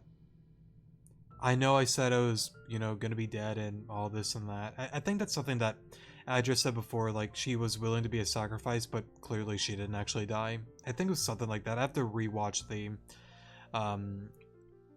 Old Earth thing. I might be mistaken on that, but if I'm not, then yeah. But anyways, oh wait, what? You're not dead? That's insane. And then here we are now with Pokemon Rejuvenation. I've gotten some comments when I've talked about Varya. I want to say this real quick. I don't mean to try to say like she's a good or bad person. It's just that alright, sorry for the pause there, but right, back to that. What was I saying? Right, with Varya.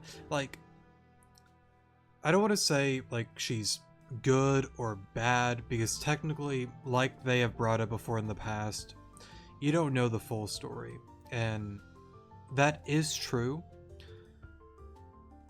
I just like, how do I want to word it? I don't know how to feel about her. Like, she's an incredible character, right?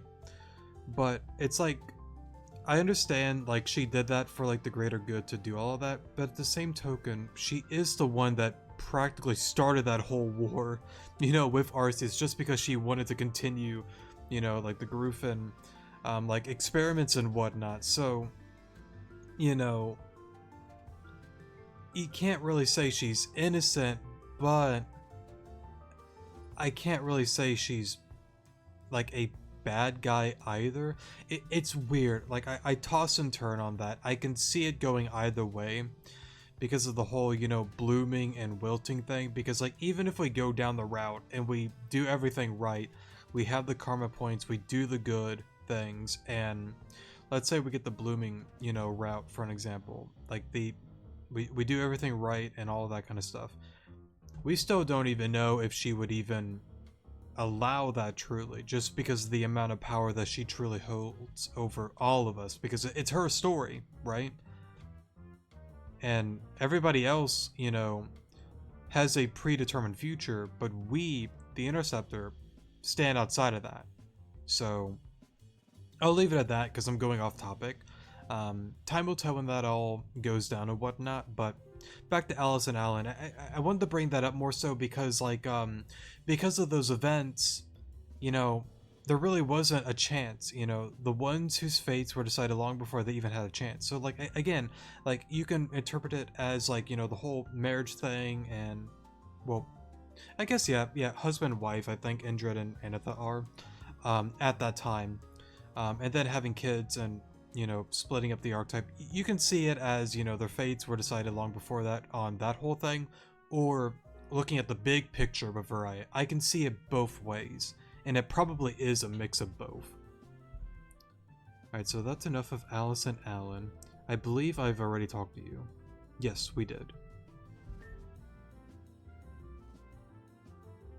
That's so cool. I didn't even read these two. Okay. The Interceptor, Star of Hope, all for one, and one for no one else but her.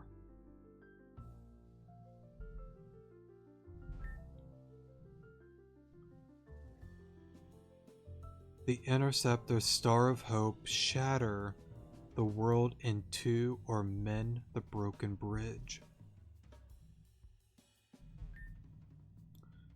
The Interceptor, Star of Hope, all for one, and one for no one else but her.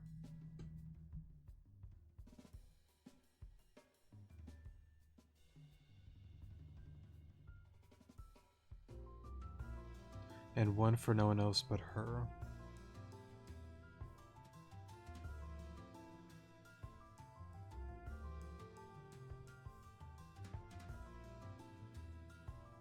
I'm thinking. Crescent, right? Yes, I think so. Okay, let me speak on this real quick.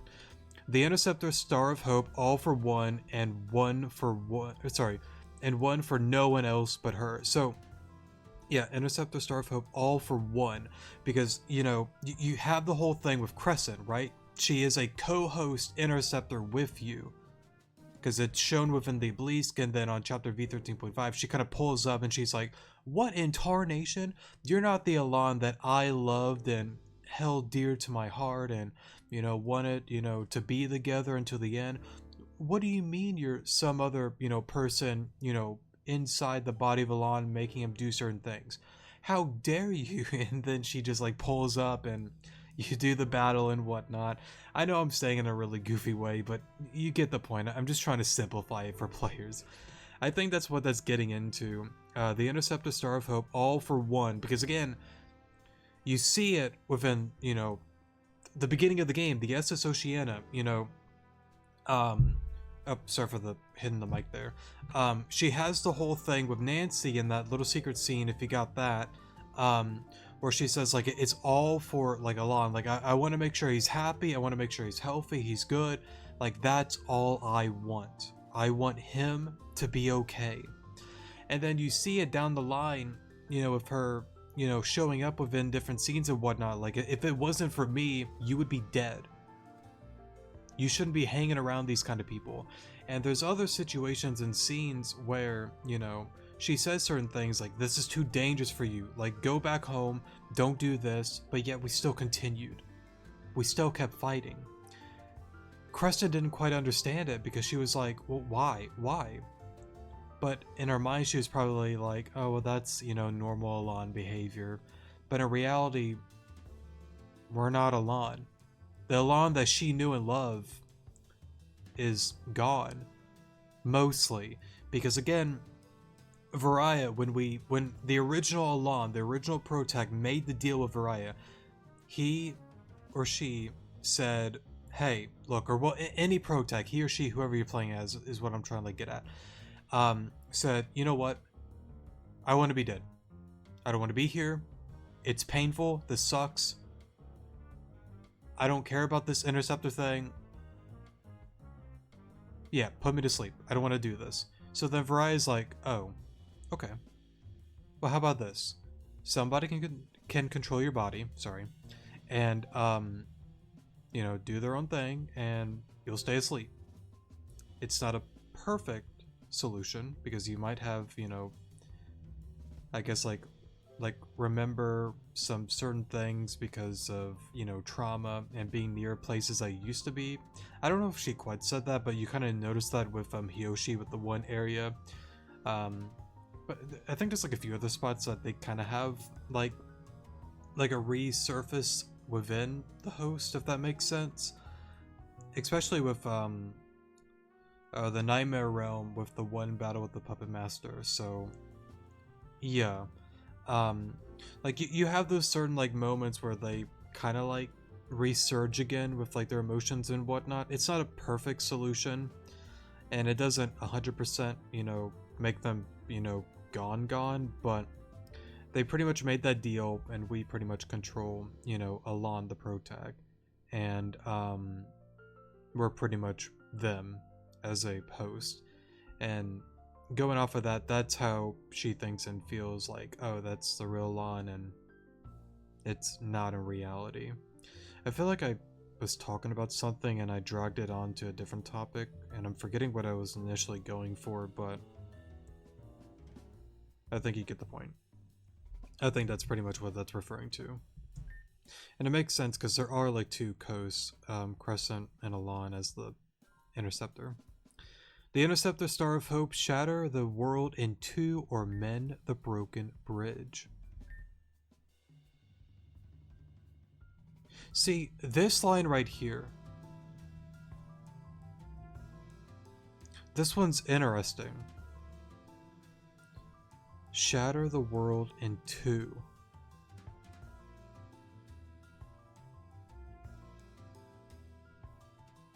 Because I know you have the Paragon, you have the Renegade, but it says shatter it into two. I don't know if that's saying both paths, but I don't think that's what that means. But to be fair, I mean, you've seen like the Doom timeline, and then you see Indred, he's in his own time with you know, Marionette. There's that whole thing. But I assume shatter the world into, that's probably just playing on the Renegade in some way, but there's gotta be more to it when it says the world into two.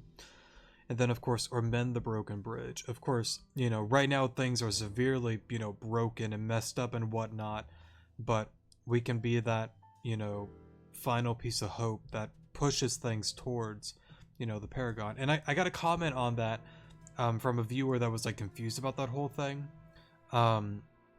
Hopefully that comment that I gave back to you kind of made sense, but just to like restate here, like the Interceptor is a person that lives, I guess to like any viewer that needs to like hear this that is confused on the Interceptor. Okay, you, I, the Protag, is the Interceptor, right? Same with Crescent, but we're kind of the, let's keep it simple. We're the main Interceptor. Keep it plain and simple. We have the choice whether to push things towards the Renegade or the Paragon route, depending on the choices you make within the game. If you want to go down the Renegade, you have to give certain points and say certain things and do certain things in order to get, you know, minus points towards the Renegade route. Or, again, you do good, get karma points, do help center requests, gain a lot of friendship points with people, and head towards the Paragon route. That is why when it is said at a point in a game in the future, I think within the library with Aaron and Malia, you get to a point where, you know, Malia questions some certain things like, hey, like I looked up the Interceptor, it was like classified information, but I learned that they have the choice to either, you know, tip things towards good or bad. It's up to the mercy of the Interceptor. And going off of that, again, we could be very friendly, but we could be deceiving them and we go towards the Renegade, or we could be just a really big piece of crap and head towards the Renegade, or vice versa. We could be really good and we can actually still want a good future, or really bad towards them but still want a good future. We make the choices regardless of what you want. It's up to us. We can do whatever we want, whether it's for good or bad.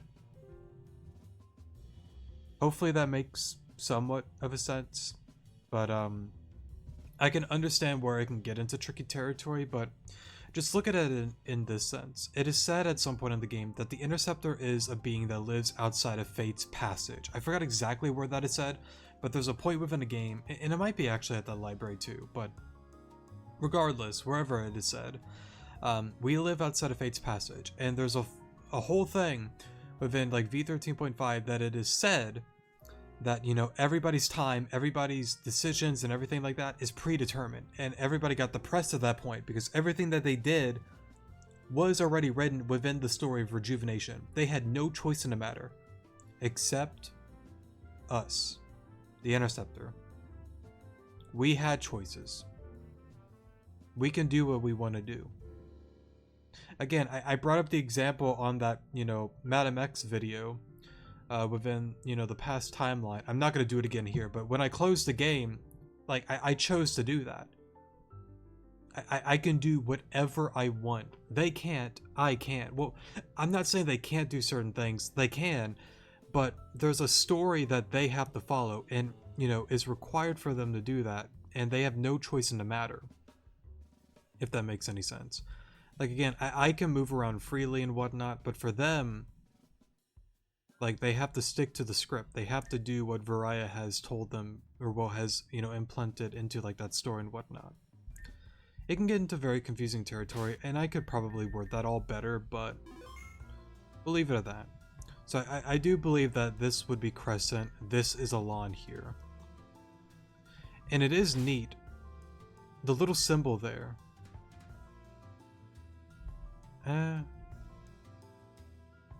I was looking at the third gym badge. I mean,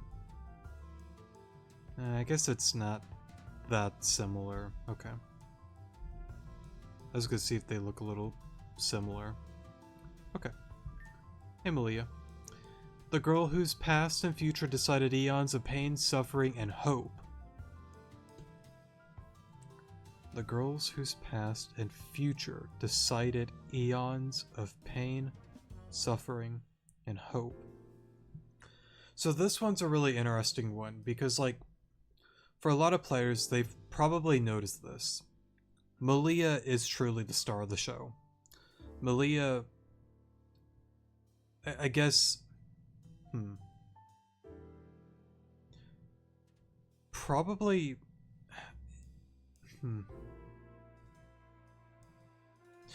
let me word it this way, is either on par with the importance of us, the Interceptor, or probably, possibly more important. Oh, sorry, hitting the mic there. I didn't mean to do that.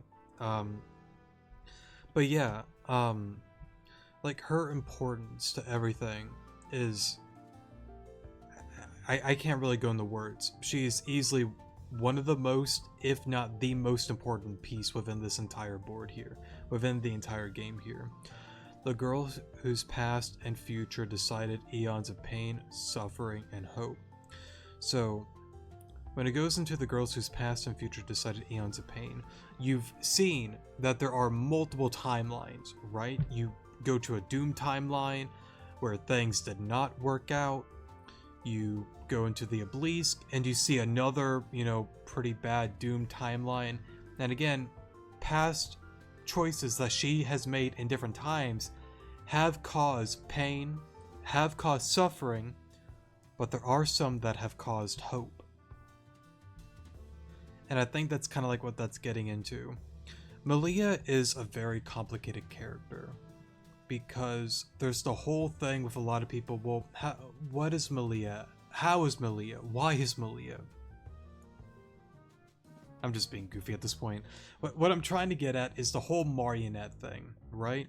Because again, there's the whole thing where Malia is like, oh hey look, Aaron, my sister, I love you. Alice, Alan, my brother and sister, we're a family. And it's like, I kind of want to remind people, kinda, but not really. Maria is technically the sister, not Malia. Now, how Malia came to be, where Maria is or Marionette is, that I don't know. What I'm gonna guess is going back to the the prologue. Possibly one of the most important pieces to this game, if not maybe the second most. I don't know, like it's tricky with me because I go back to these two things that I feel like are some of the most important pieces and chapters within the story. Chapter 3 and the prologue. Now, I'm not saying that there isn't any other chapter that isn't important. There's many that are important, that say certain things. But for me specifically, it's those two that I keep my eyes on a lot more than some of the others. And I don't know why. I know why, but I don't know either. Because, like, there's so many loose ends in my mind on that whole thing. But going back to, like, the prologue and certain things that happen. Let's say, things happen and Maria got sacrificed or Marionette got sacrificed and things happen and then Malia came to be after that because of the whole sacrifice thing. There's a thing with the prologue that clearly the ritual, I believe it got interrupted, and I believe during that time it was probably not Madame X, probably Nimra that pulled up and did the Battle of Indrid. She ultimately lost, and then Malia kind of, it's possible that, sorry for hitting the mic there, I'm sorry. Here's a really wacky Madame X theory. Why not? Let's do it. Let's do it. I want to do it. I cannot confirm this, but let's say, for example, the ritual or the sacrifice thing, it got interrupted. Split into two, Malia, and then Marionette. Right? Let's say that actually happened. Two girls split. Indra, the battle's happening. What in tarnation? Why is there two girls now? Who are you? Marionette, you're being disobedient. Grr. They're doing the battle. What if Madam X then was like, hey look, Time Diamond. Hey Malia. Oh wait, are you two fighting over there? Yeah, I don't really like either of you, honestly. I want the girl though. Bye-bye. Snatches her up. She's gone with the wind. Indrid's like, what in tarnation? And then Nimra's like swinging her sword back and forth against him. And that could be a way how Madam X originally got her at such a young age. And I think that's a possible outcome. Am I wrong? Probably. But it's always fun to speculate. But let's say that happened. It kind of makes sense because like when you go to the past, you still see Marionette, right? You still see her with Indrid. And then of course, you know, the whole thing with chapter 3 happens, she goes into battle, and then we don't know what happens afterwards. Now, what's an interesting idea as well, what if that battle right there, how do I want to word it?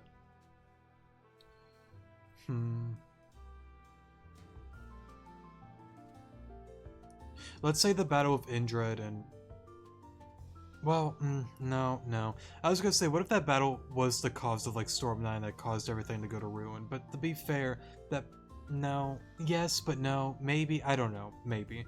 Because, like, I know there was a whole thing with, like, Yoshi and the three ladies pulling up on him, but, I don't know. It's hard with, like, connecting the dots on, like, the time and whatnot. But either way, before I go into Stupid Town, the battle happens between the two of them. We don't know what happens afterwards. But I do think it's a possible outcome on why Malia went with Madam X. And speaking on my Madam X theory, by the way, on that whole thing.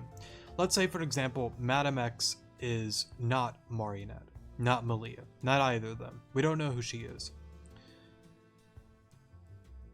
Let's say she did that, and... Well, no, take back what I said. Let's say she is Marionette. Let's go with that idea. From a different time. When there's that whole thing like there's a connection, I knew you weren't gone from this world, and yada yada yada. It could be a thing that since they both were once one body, being not Marionette, not Malia, but Maria, there could be a connection that it's like, well, technically, we were once 1/4 of the archetype, but now that 1/4 piece is cut into half. And it could explain why Madam X kind of needs to wear the suit as like a life, you know, what's the word? A life support, pretty much, in a sense. She needs the suit to like stay alive and whatnot. Now, of course, there's a whole theory about, you know, with her being from a different time, that she doesn't get erased from, you know, existence. But that's also a possible thing, and probably a thing as well. But it could also be because of the whole Genesis syndrome, because again, it kind of fits into that whole thing, because like she's, well, Malia there, like she has the disease, the other ones don't. Why? Because again, they still have a good fraction of it. Malia technically doesn't. If what I say is true, that the two girls split, well, the one girl, Maria, split into two. I feel like I just went into Stupid Town, man. I'm sorry. Some may get what I'm saying. It's a wacky idea that I've always had. There's many others that I want to get into, but we'll do that when we actually have a dedicated Madam X video. Okay, enough of that. But yeah, the girls whose past and future decided eons of pain, suffering, and hope. So, again, there's different timelines, different events that she has caused pain within the past. Because again, you have the Doom timeline, she made the choice to be like, well, I want to save the one person, not the millions. And it backfired really bad on her. And there's, you know, many other incidences with her that have, again, caused suffering and then have caused hope for others. Hopefully that makes sense. No, Ren, please stop. There we go. The boy who wanted his loved ones to be safe and well. This one's a pretty simple one, because again, it's really sad the way like Ren like grew up, you know, like he lost his father, His dog as well, I believe, passed away. He grew up in a town that, was severely isolated and didn't want outsiders in, and he wanted to make that change and to be the one to help his friends, family, in the town. It didn't work out. Narcissa wanted us to do it. She felt that Ren just wasn't prepared and wasn't ready. There were things that he was lacking. He didn't understand that at a young age. He got mad, he got upset. He didn't understand it. He questioned himself, what am I missing? What is it? And then the whole thing happens where he stays behind. I should have gone with Alon. I should have gone with Alita. Why didn't I do that? And then Crescent appears, taking advantage of that and creating him as her mole to be within Team Zen, to destroy them from the inside out. And unfortunately, again, that backfired heavily on him, because now he's with Team Zen. He cares about us and he wants to be with us, but because of that whole ordeal, he's kind of in a tough spot. And at the end of it, all he wanted was his friends and loved ones to be safe and well. It's sad, but sometimes life has its moments that it just throws curveballs. And sometimes you just get into spots that you didn't want to be in, but it is what it is. I want to read these one final time just in case. I'm pretty sure I've went through all of the white pieces here. Now, I want to bring up a comment as well that's really interesting to me that Zeta has said, though. That, white isn't always bad and black isn't always good. And, pieces can change from white to black. I really feel that it's possible that we might see a few of these guys turn towards light. And I don't know if it'd be vice versa, but I mean, it's not impossible. I mean, I guess it depends on like the renegade route though and the choices you make. Because I got some interesting comments about, Floor and becoming more of a bad person. And, well, yeah. I'll kind of like leave it at that. It would be interesting if maybe like, I don't know, like Flora over there, for an example, maybe turns to light to go after Team Zen on the Paragon route. Or maybe like Madam X ultimately decides to do that, but let's say Clear Kieran and maybe some other forces behind the scenes are not a fan of that. That's a stretch, but I want to keep that line in mind when Zeta said that, not all dark is bad, not all black is bad, and not all white is good. I just kind of want to keep that in mind on the chessboard. Okay, we'll start with Flora.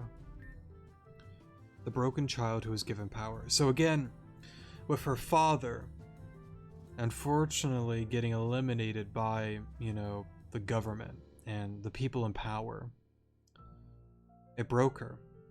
And now she has this extreme amount of, rage and just desire to, break everything down to, I guess, how do I want to word it? I guess, yeah, just break everything down and rebuild it in a better way that opportunity and fairness and equality is for everybody. And not within this corrupt system that, the top of the top are good and the bottom and the people that work real hard are the ones that suffer the most. She wants to even the playing field, pretty much. The broken child who was given power. And of course she was given, oh goodness,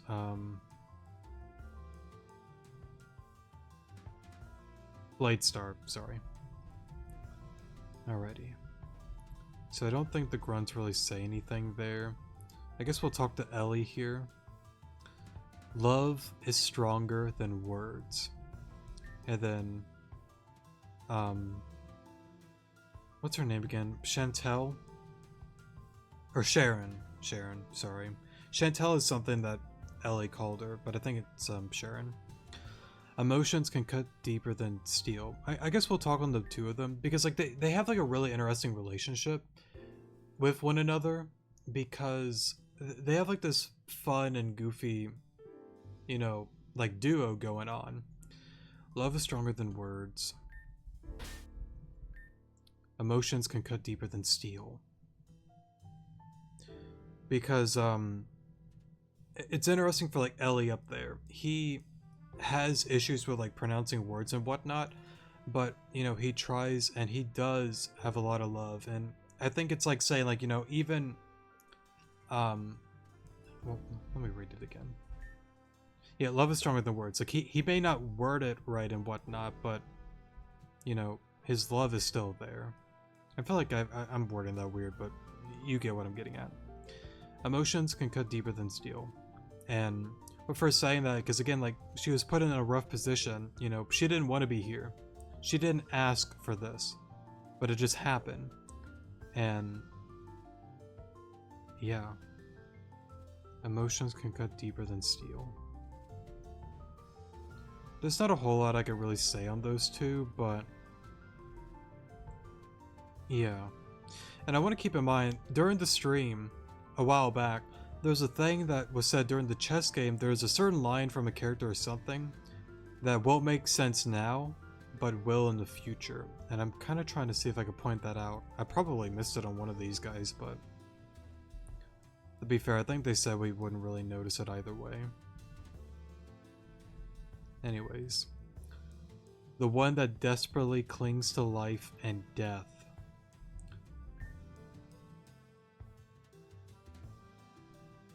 The one that desperately clings to life and death. I'm pretty sure that's Cassandra there. Now, I know she has a strong hatred with, you know, the fires that happen, and she hates Amber and Tesla. The one that desperately clings to life and death. Because I think that's kind of like getting into, like, you know, I know what I'm doing is wrong, but my end goal, what I want, is, you know, the deaths of, you know, Tesla and Amber for the whole fires at, you know, in Giron City. I think that's just kind of like maybe playing into that. There may be some more with that, but there's just not a whole lot I could really say on that. The one that desperately clings to life and death.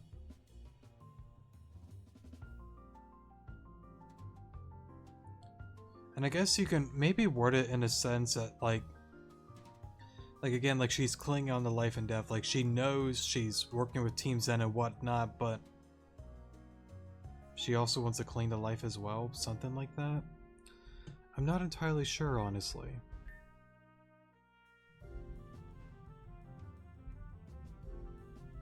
Alright, that's a grunt there. We'll talk to Madalis here. The one who lost her dear is one. Now, if I'm not mistaken, there's not a whole lot said on this whole thing. You have the event at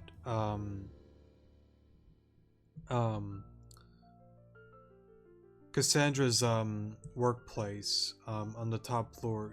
I think she brings up Elizabeth, but clearly Madalis is not a fan of her bringing up Elizabeth.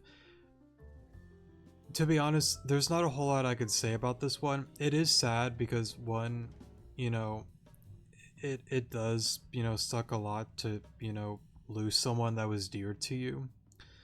Now, I don't know if it was like a sibling, a family member, maybe a partner, a close friend. I don't know who Elizabeth is to Madalis. I don't know.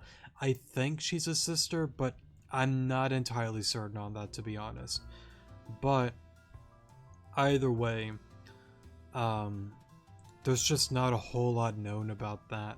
So I guess we'll kind of just leave it at that. Hey, Gira. The boy who lost his way in the dark.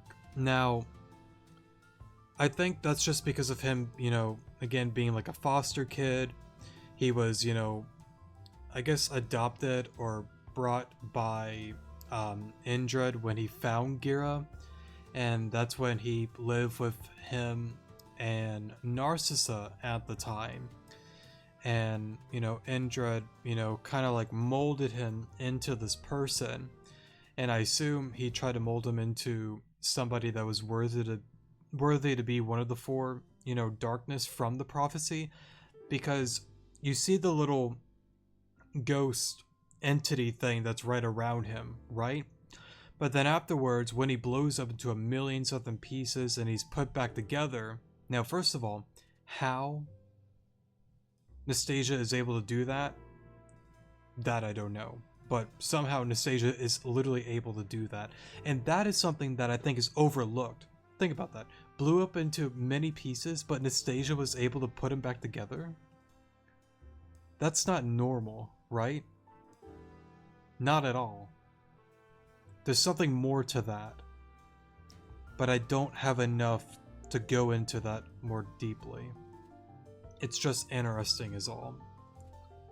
But yeah, I think that's kind of like the whole thing. The boy who's lost in the dark. Because again, things kind of happened with him. Indra brought him in, and here he is now. Okay.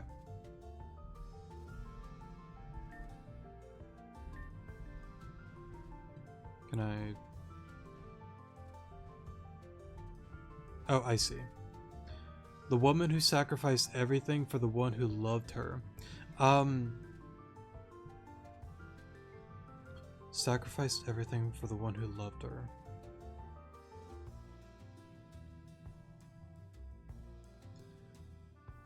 I think, it's a similar tale to like some of the other grunts that chose to be with Madam X. Like, they all know, like, this is not the path of good, but I'm willing to sacrifice everything for the one who loved her.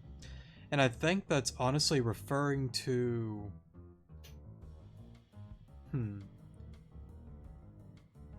It could be a mix of characters, but I would mostly assume it's Maria, her longtime friend from the past. Things happen, and unfortunately, Maria, who knows where she's at. And Nastasia, kind of, like, definitely not similar to Neve, for an example. But, again, how Neve is like, I'll do anything for family. For her, it's like, I would do anything for her.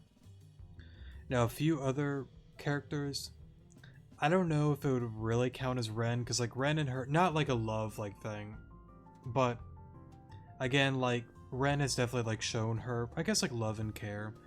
And, like, appreciation towards, like, Nastasia here.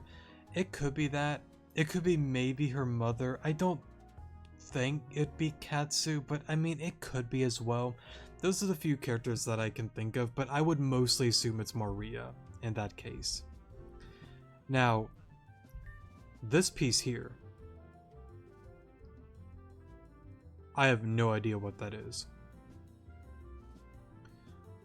To perpetrate consistencies through inconsistencies, the descendant of Zed, defiled.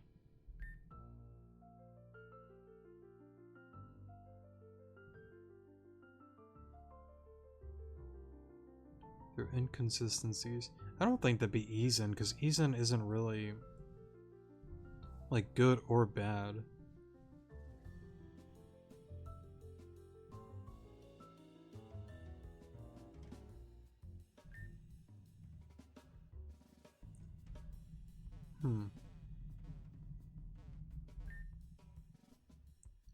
I just don't have a lot to say. I have to think about that, honestly. I might come back to you.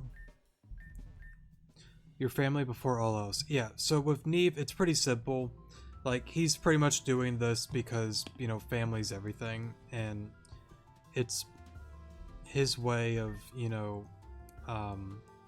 doing what he can for his daughter, and he feels like this is the only way to save her, even if it means her hating him. So that's Neve there. Paradise, the Garden of Eden defiled.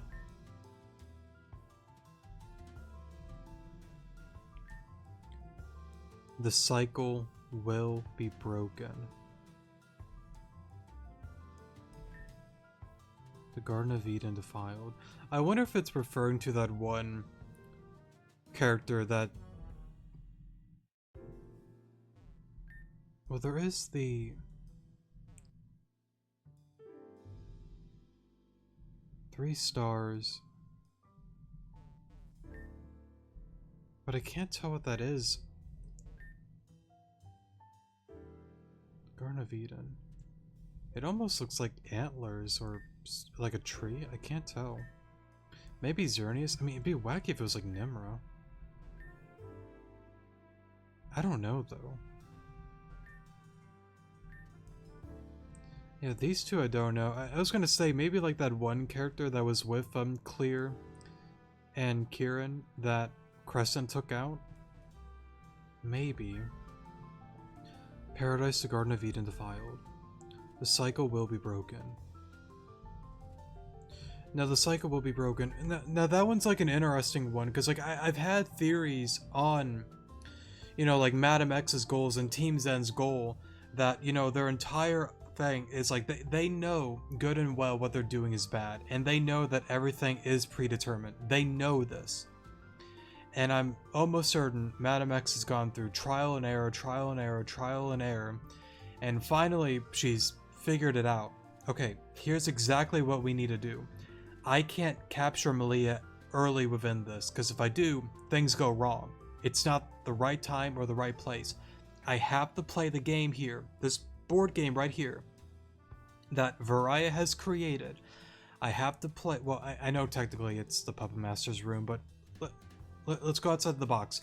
Varaya's the one that created this elaborate game, and Madam X knows if I get to the end game, if I want to get to that point and be the one to stop this cycle, to break the cycle once and for all, I have to play by Varaya's rules. I have to play by the choices that she has predetermined, because if I go outside the box, things happen, it doesn't work out, and I have to redo everything again. I think that's kind of like what that's getting into. The cycle will be broken. She knows it's a cycle, but she intends to break it once and for all. But she has to stay within, you know, the squares here that Varaya has created. His claws won't hurt Kitty Cat. So clearly that's Kieran here. Kind of like a reference to like the future. A vision as clear as day. So a vision as clear as day. I know that's representing clear. A vision as clear as day.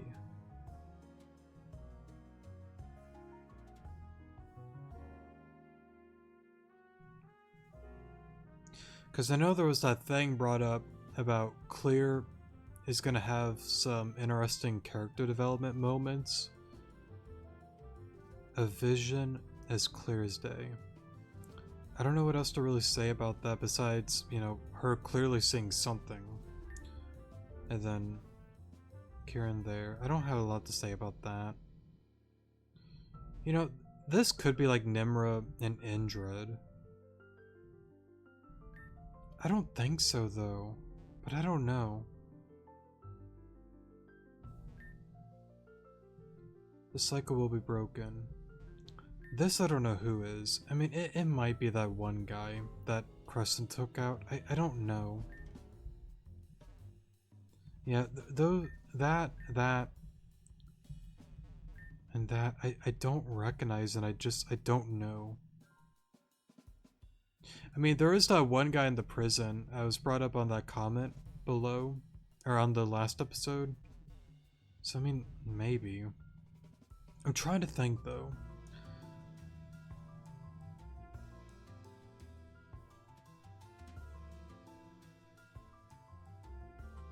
It'd be wacky if it's, I don't know, like the Team AA Grunts, boss. I doubt that. I've always thought they were more of just like a goofy kind of, you know, questing characters, but I mean, it's not impossible. I'm gonna assume no on that, but I'm not certain. But of course, the main one here. The Masked Woman. There's just not a whole lot I can really say on this, though. Like, there's a lot, but there's also not a lot. And it makes sense because they don't want to give away too much with her. But, again, I go back to what I've said before, you know, I do believe that she wants to go for the renegade route, but I feel like it's her and her own mind going in the direction of this is the only way to break the cycle. It has to be this way. You guys with hope and all this and that, it's not enough. It is not going to work. And you know what, maybe with Madam X at one point, maybe it's a thing that it's like, I've tried hope, I've tried love, but you know what? It didn't work. Fear, power, unity, and all these kind of things, it's the only force that can actually break the cycle. It's the only way. So, yeah, I don't know. Very interesting. But again, I'm really interested on these. Paradise of Eden. I'd have to think about these three.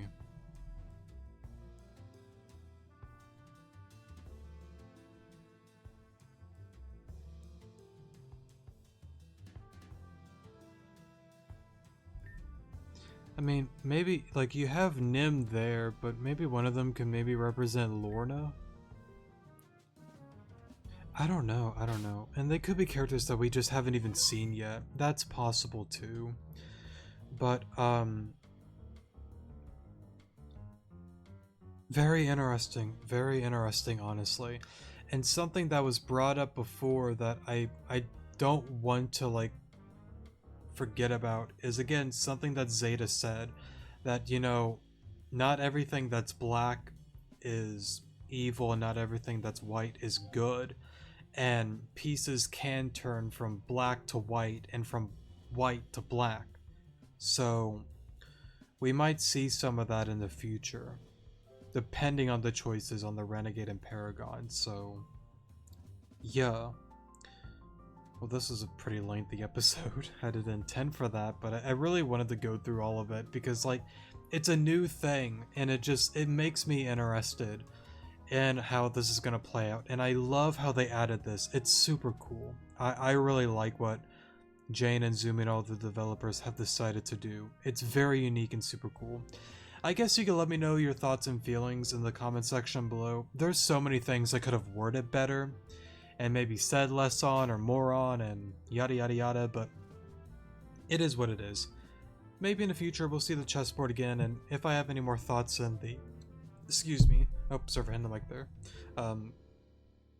Excuse me there. Thoughts in the future, then I'll probably bring it up on another episode, so... yeah. But I will say...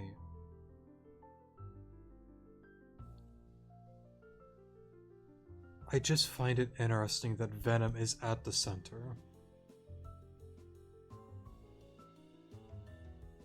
You would think it'd be Malia, but it's not. Why Venom?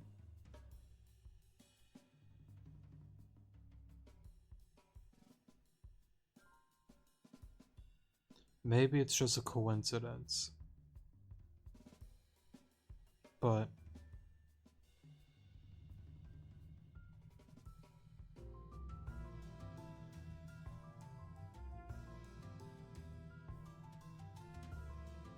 I don't know.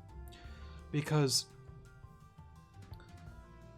I mean, I said it before with, like, Madam X theory videos and whatnot. Like, there's many that I have on, like, a high list, but there's still many on, like, a more lower list that it's not impossible.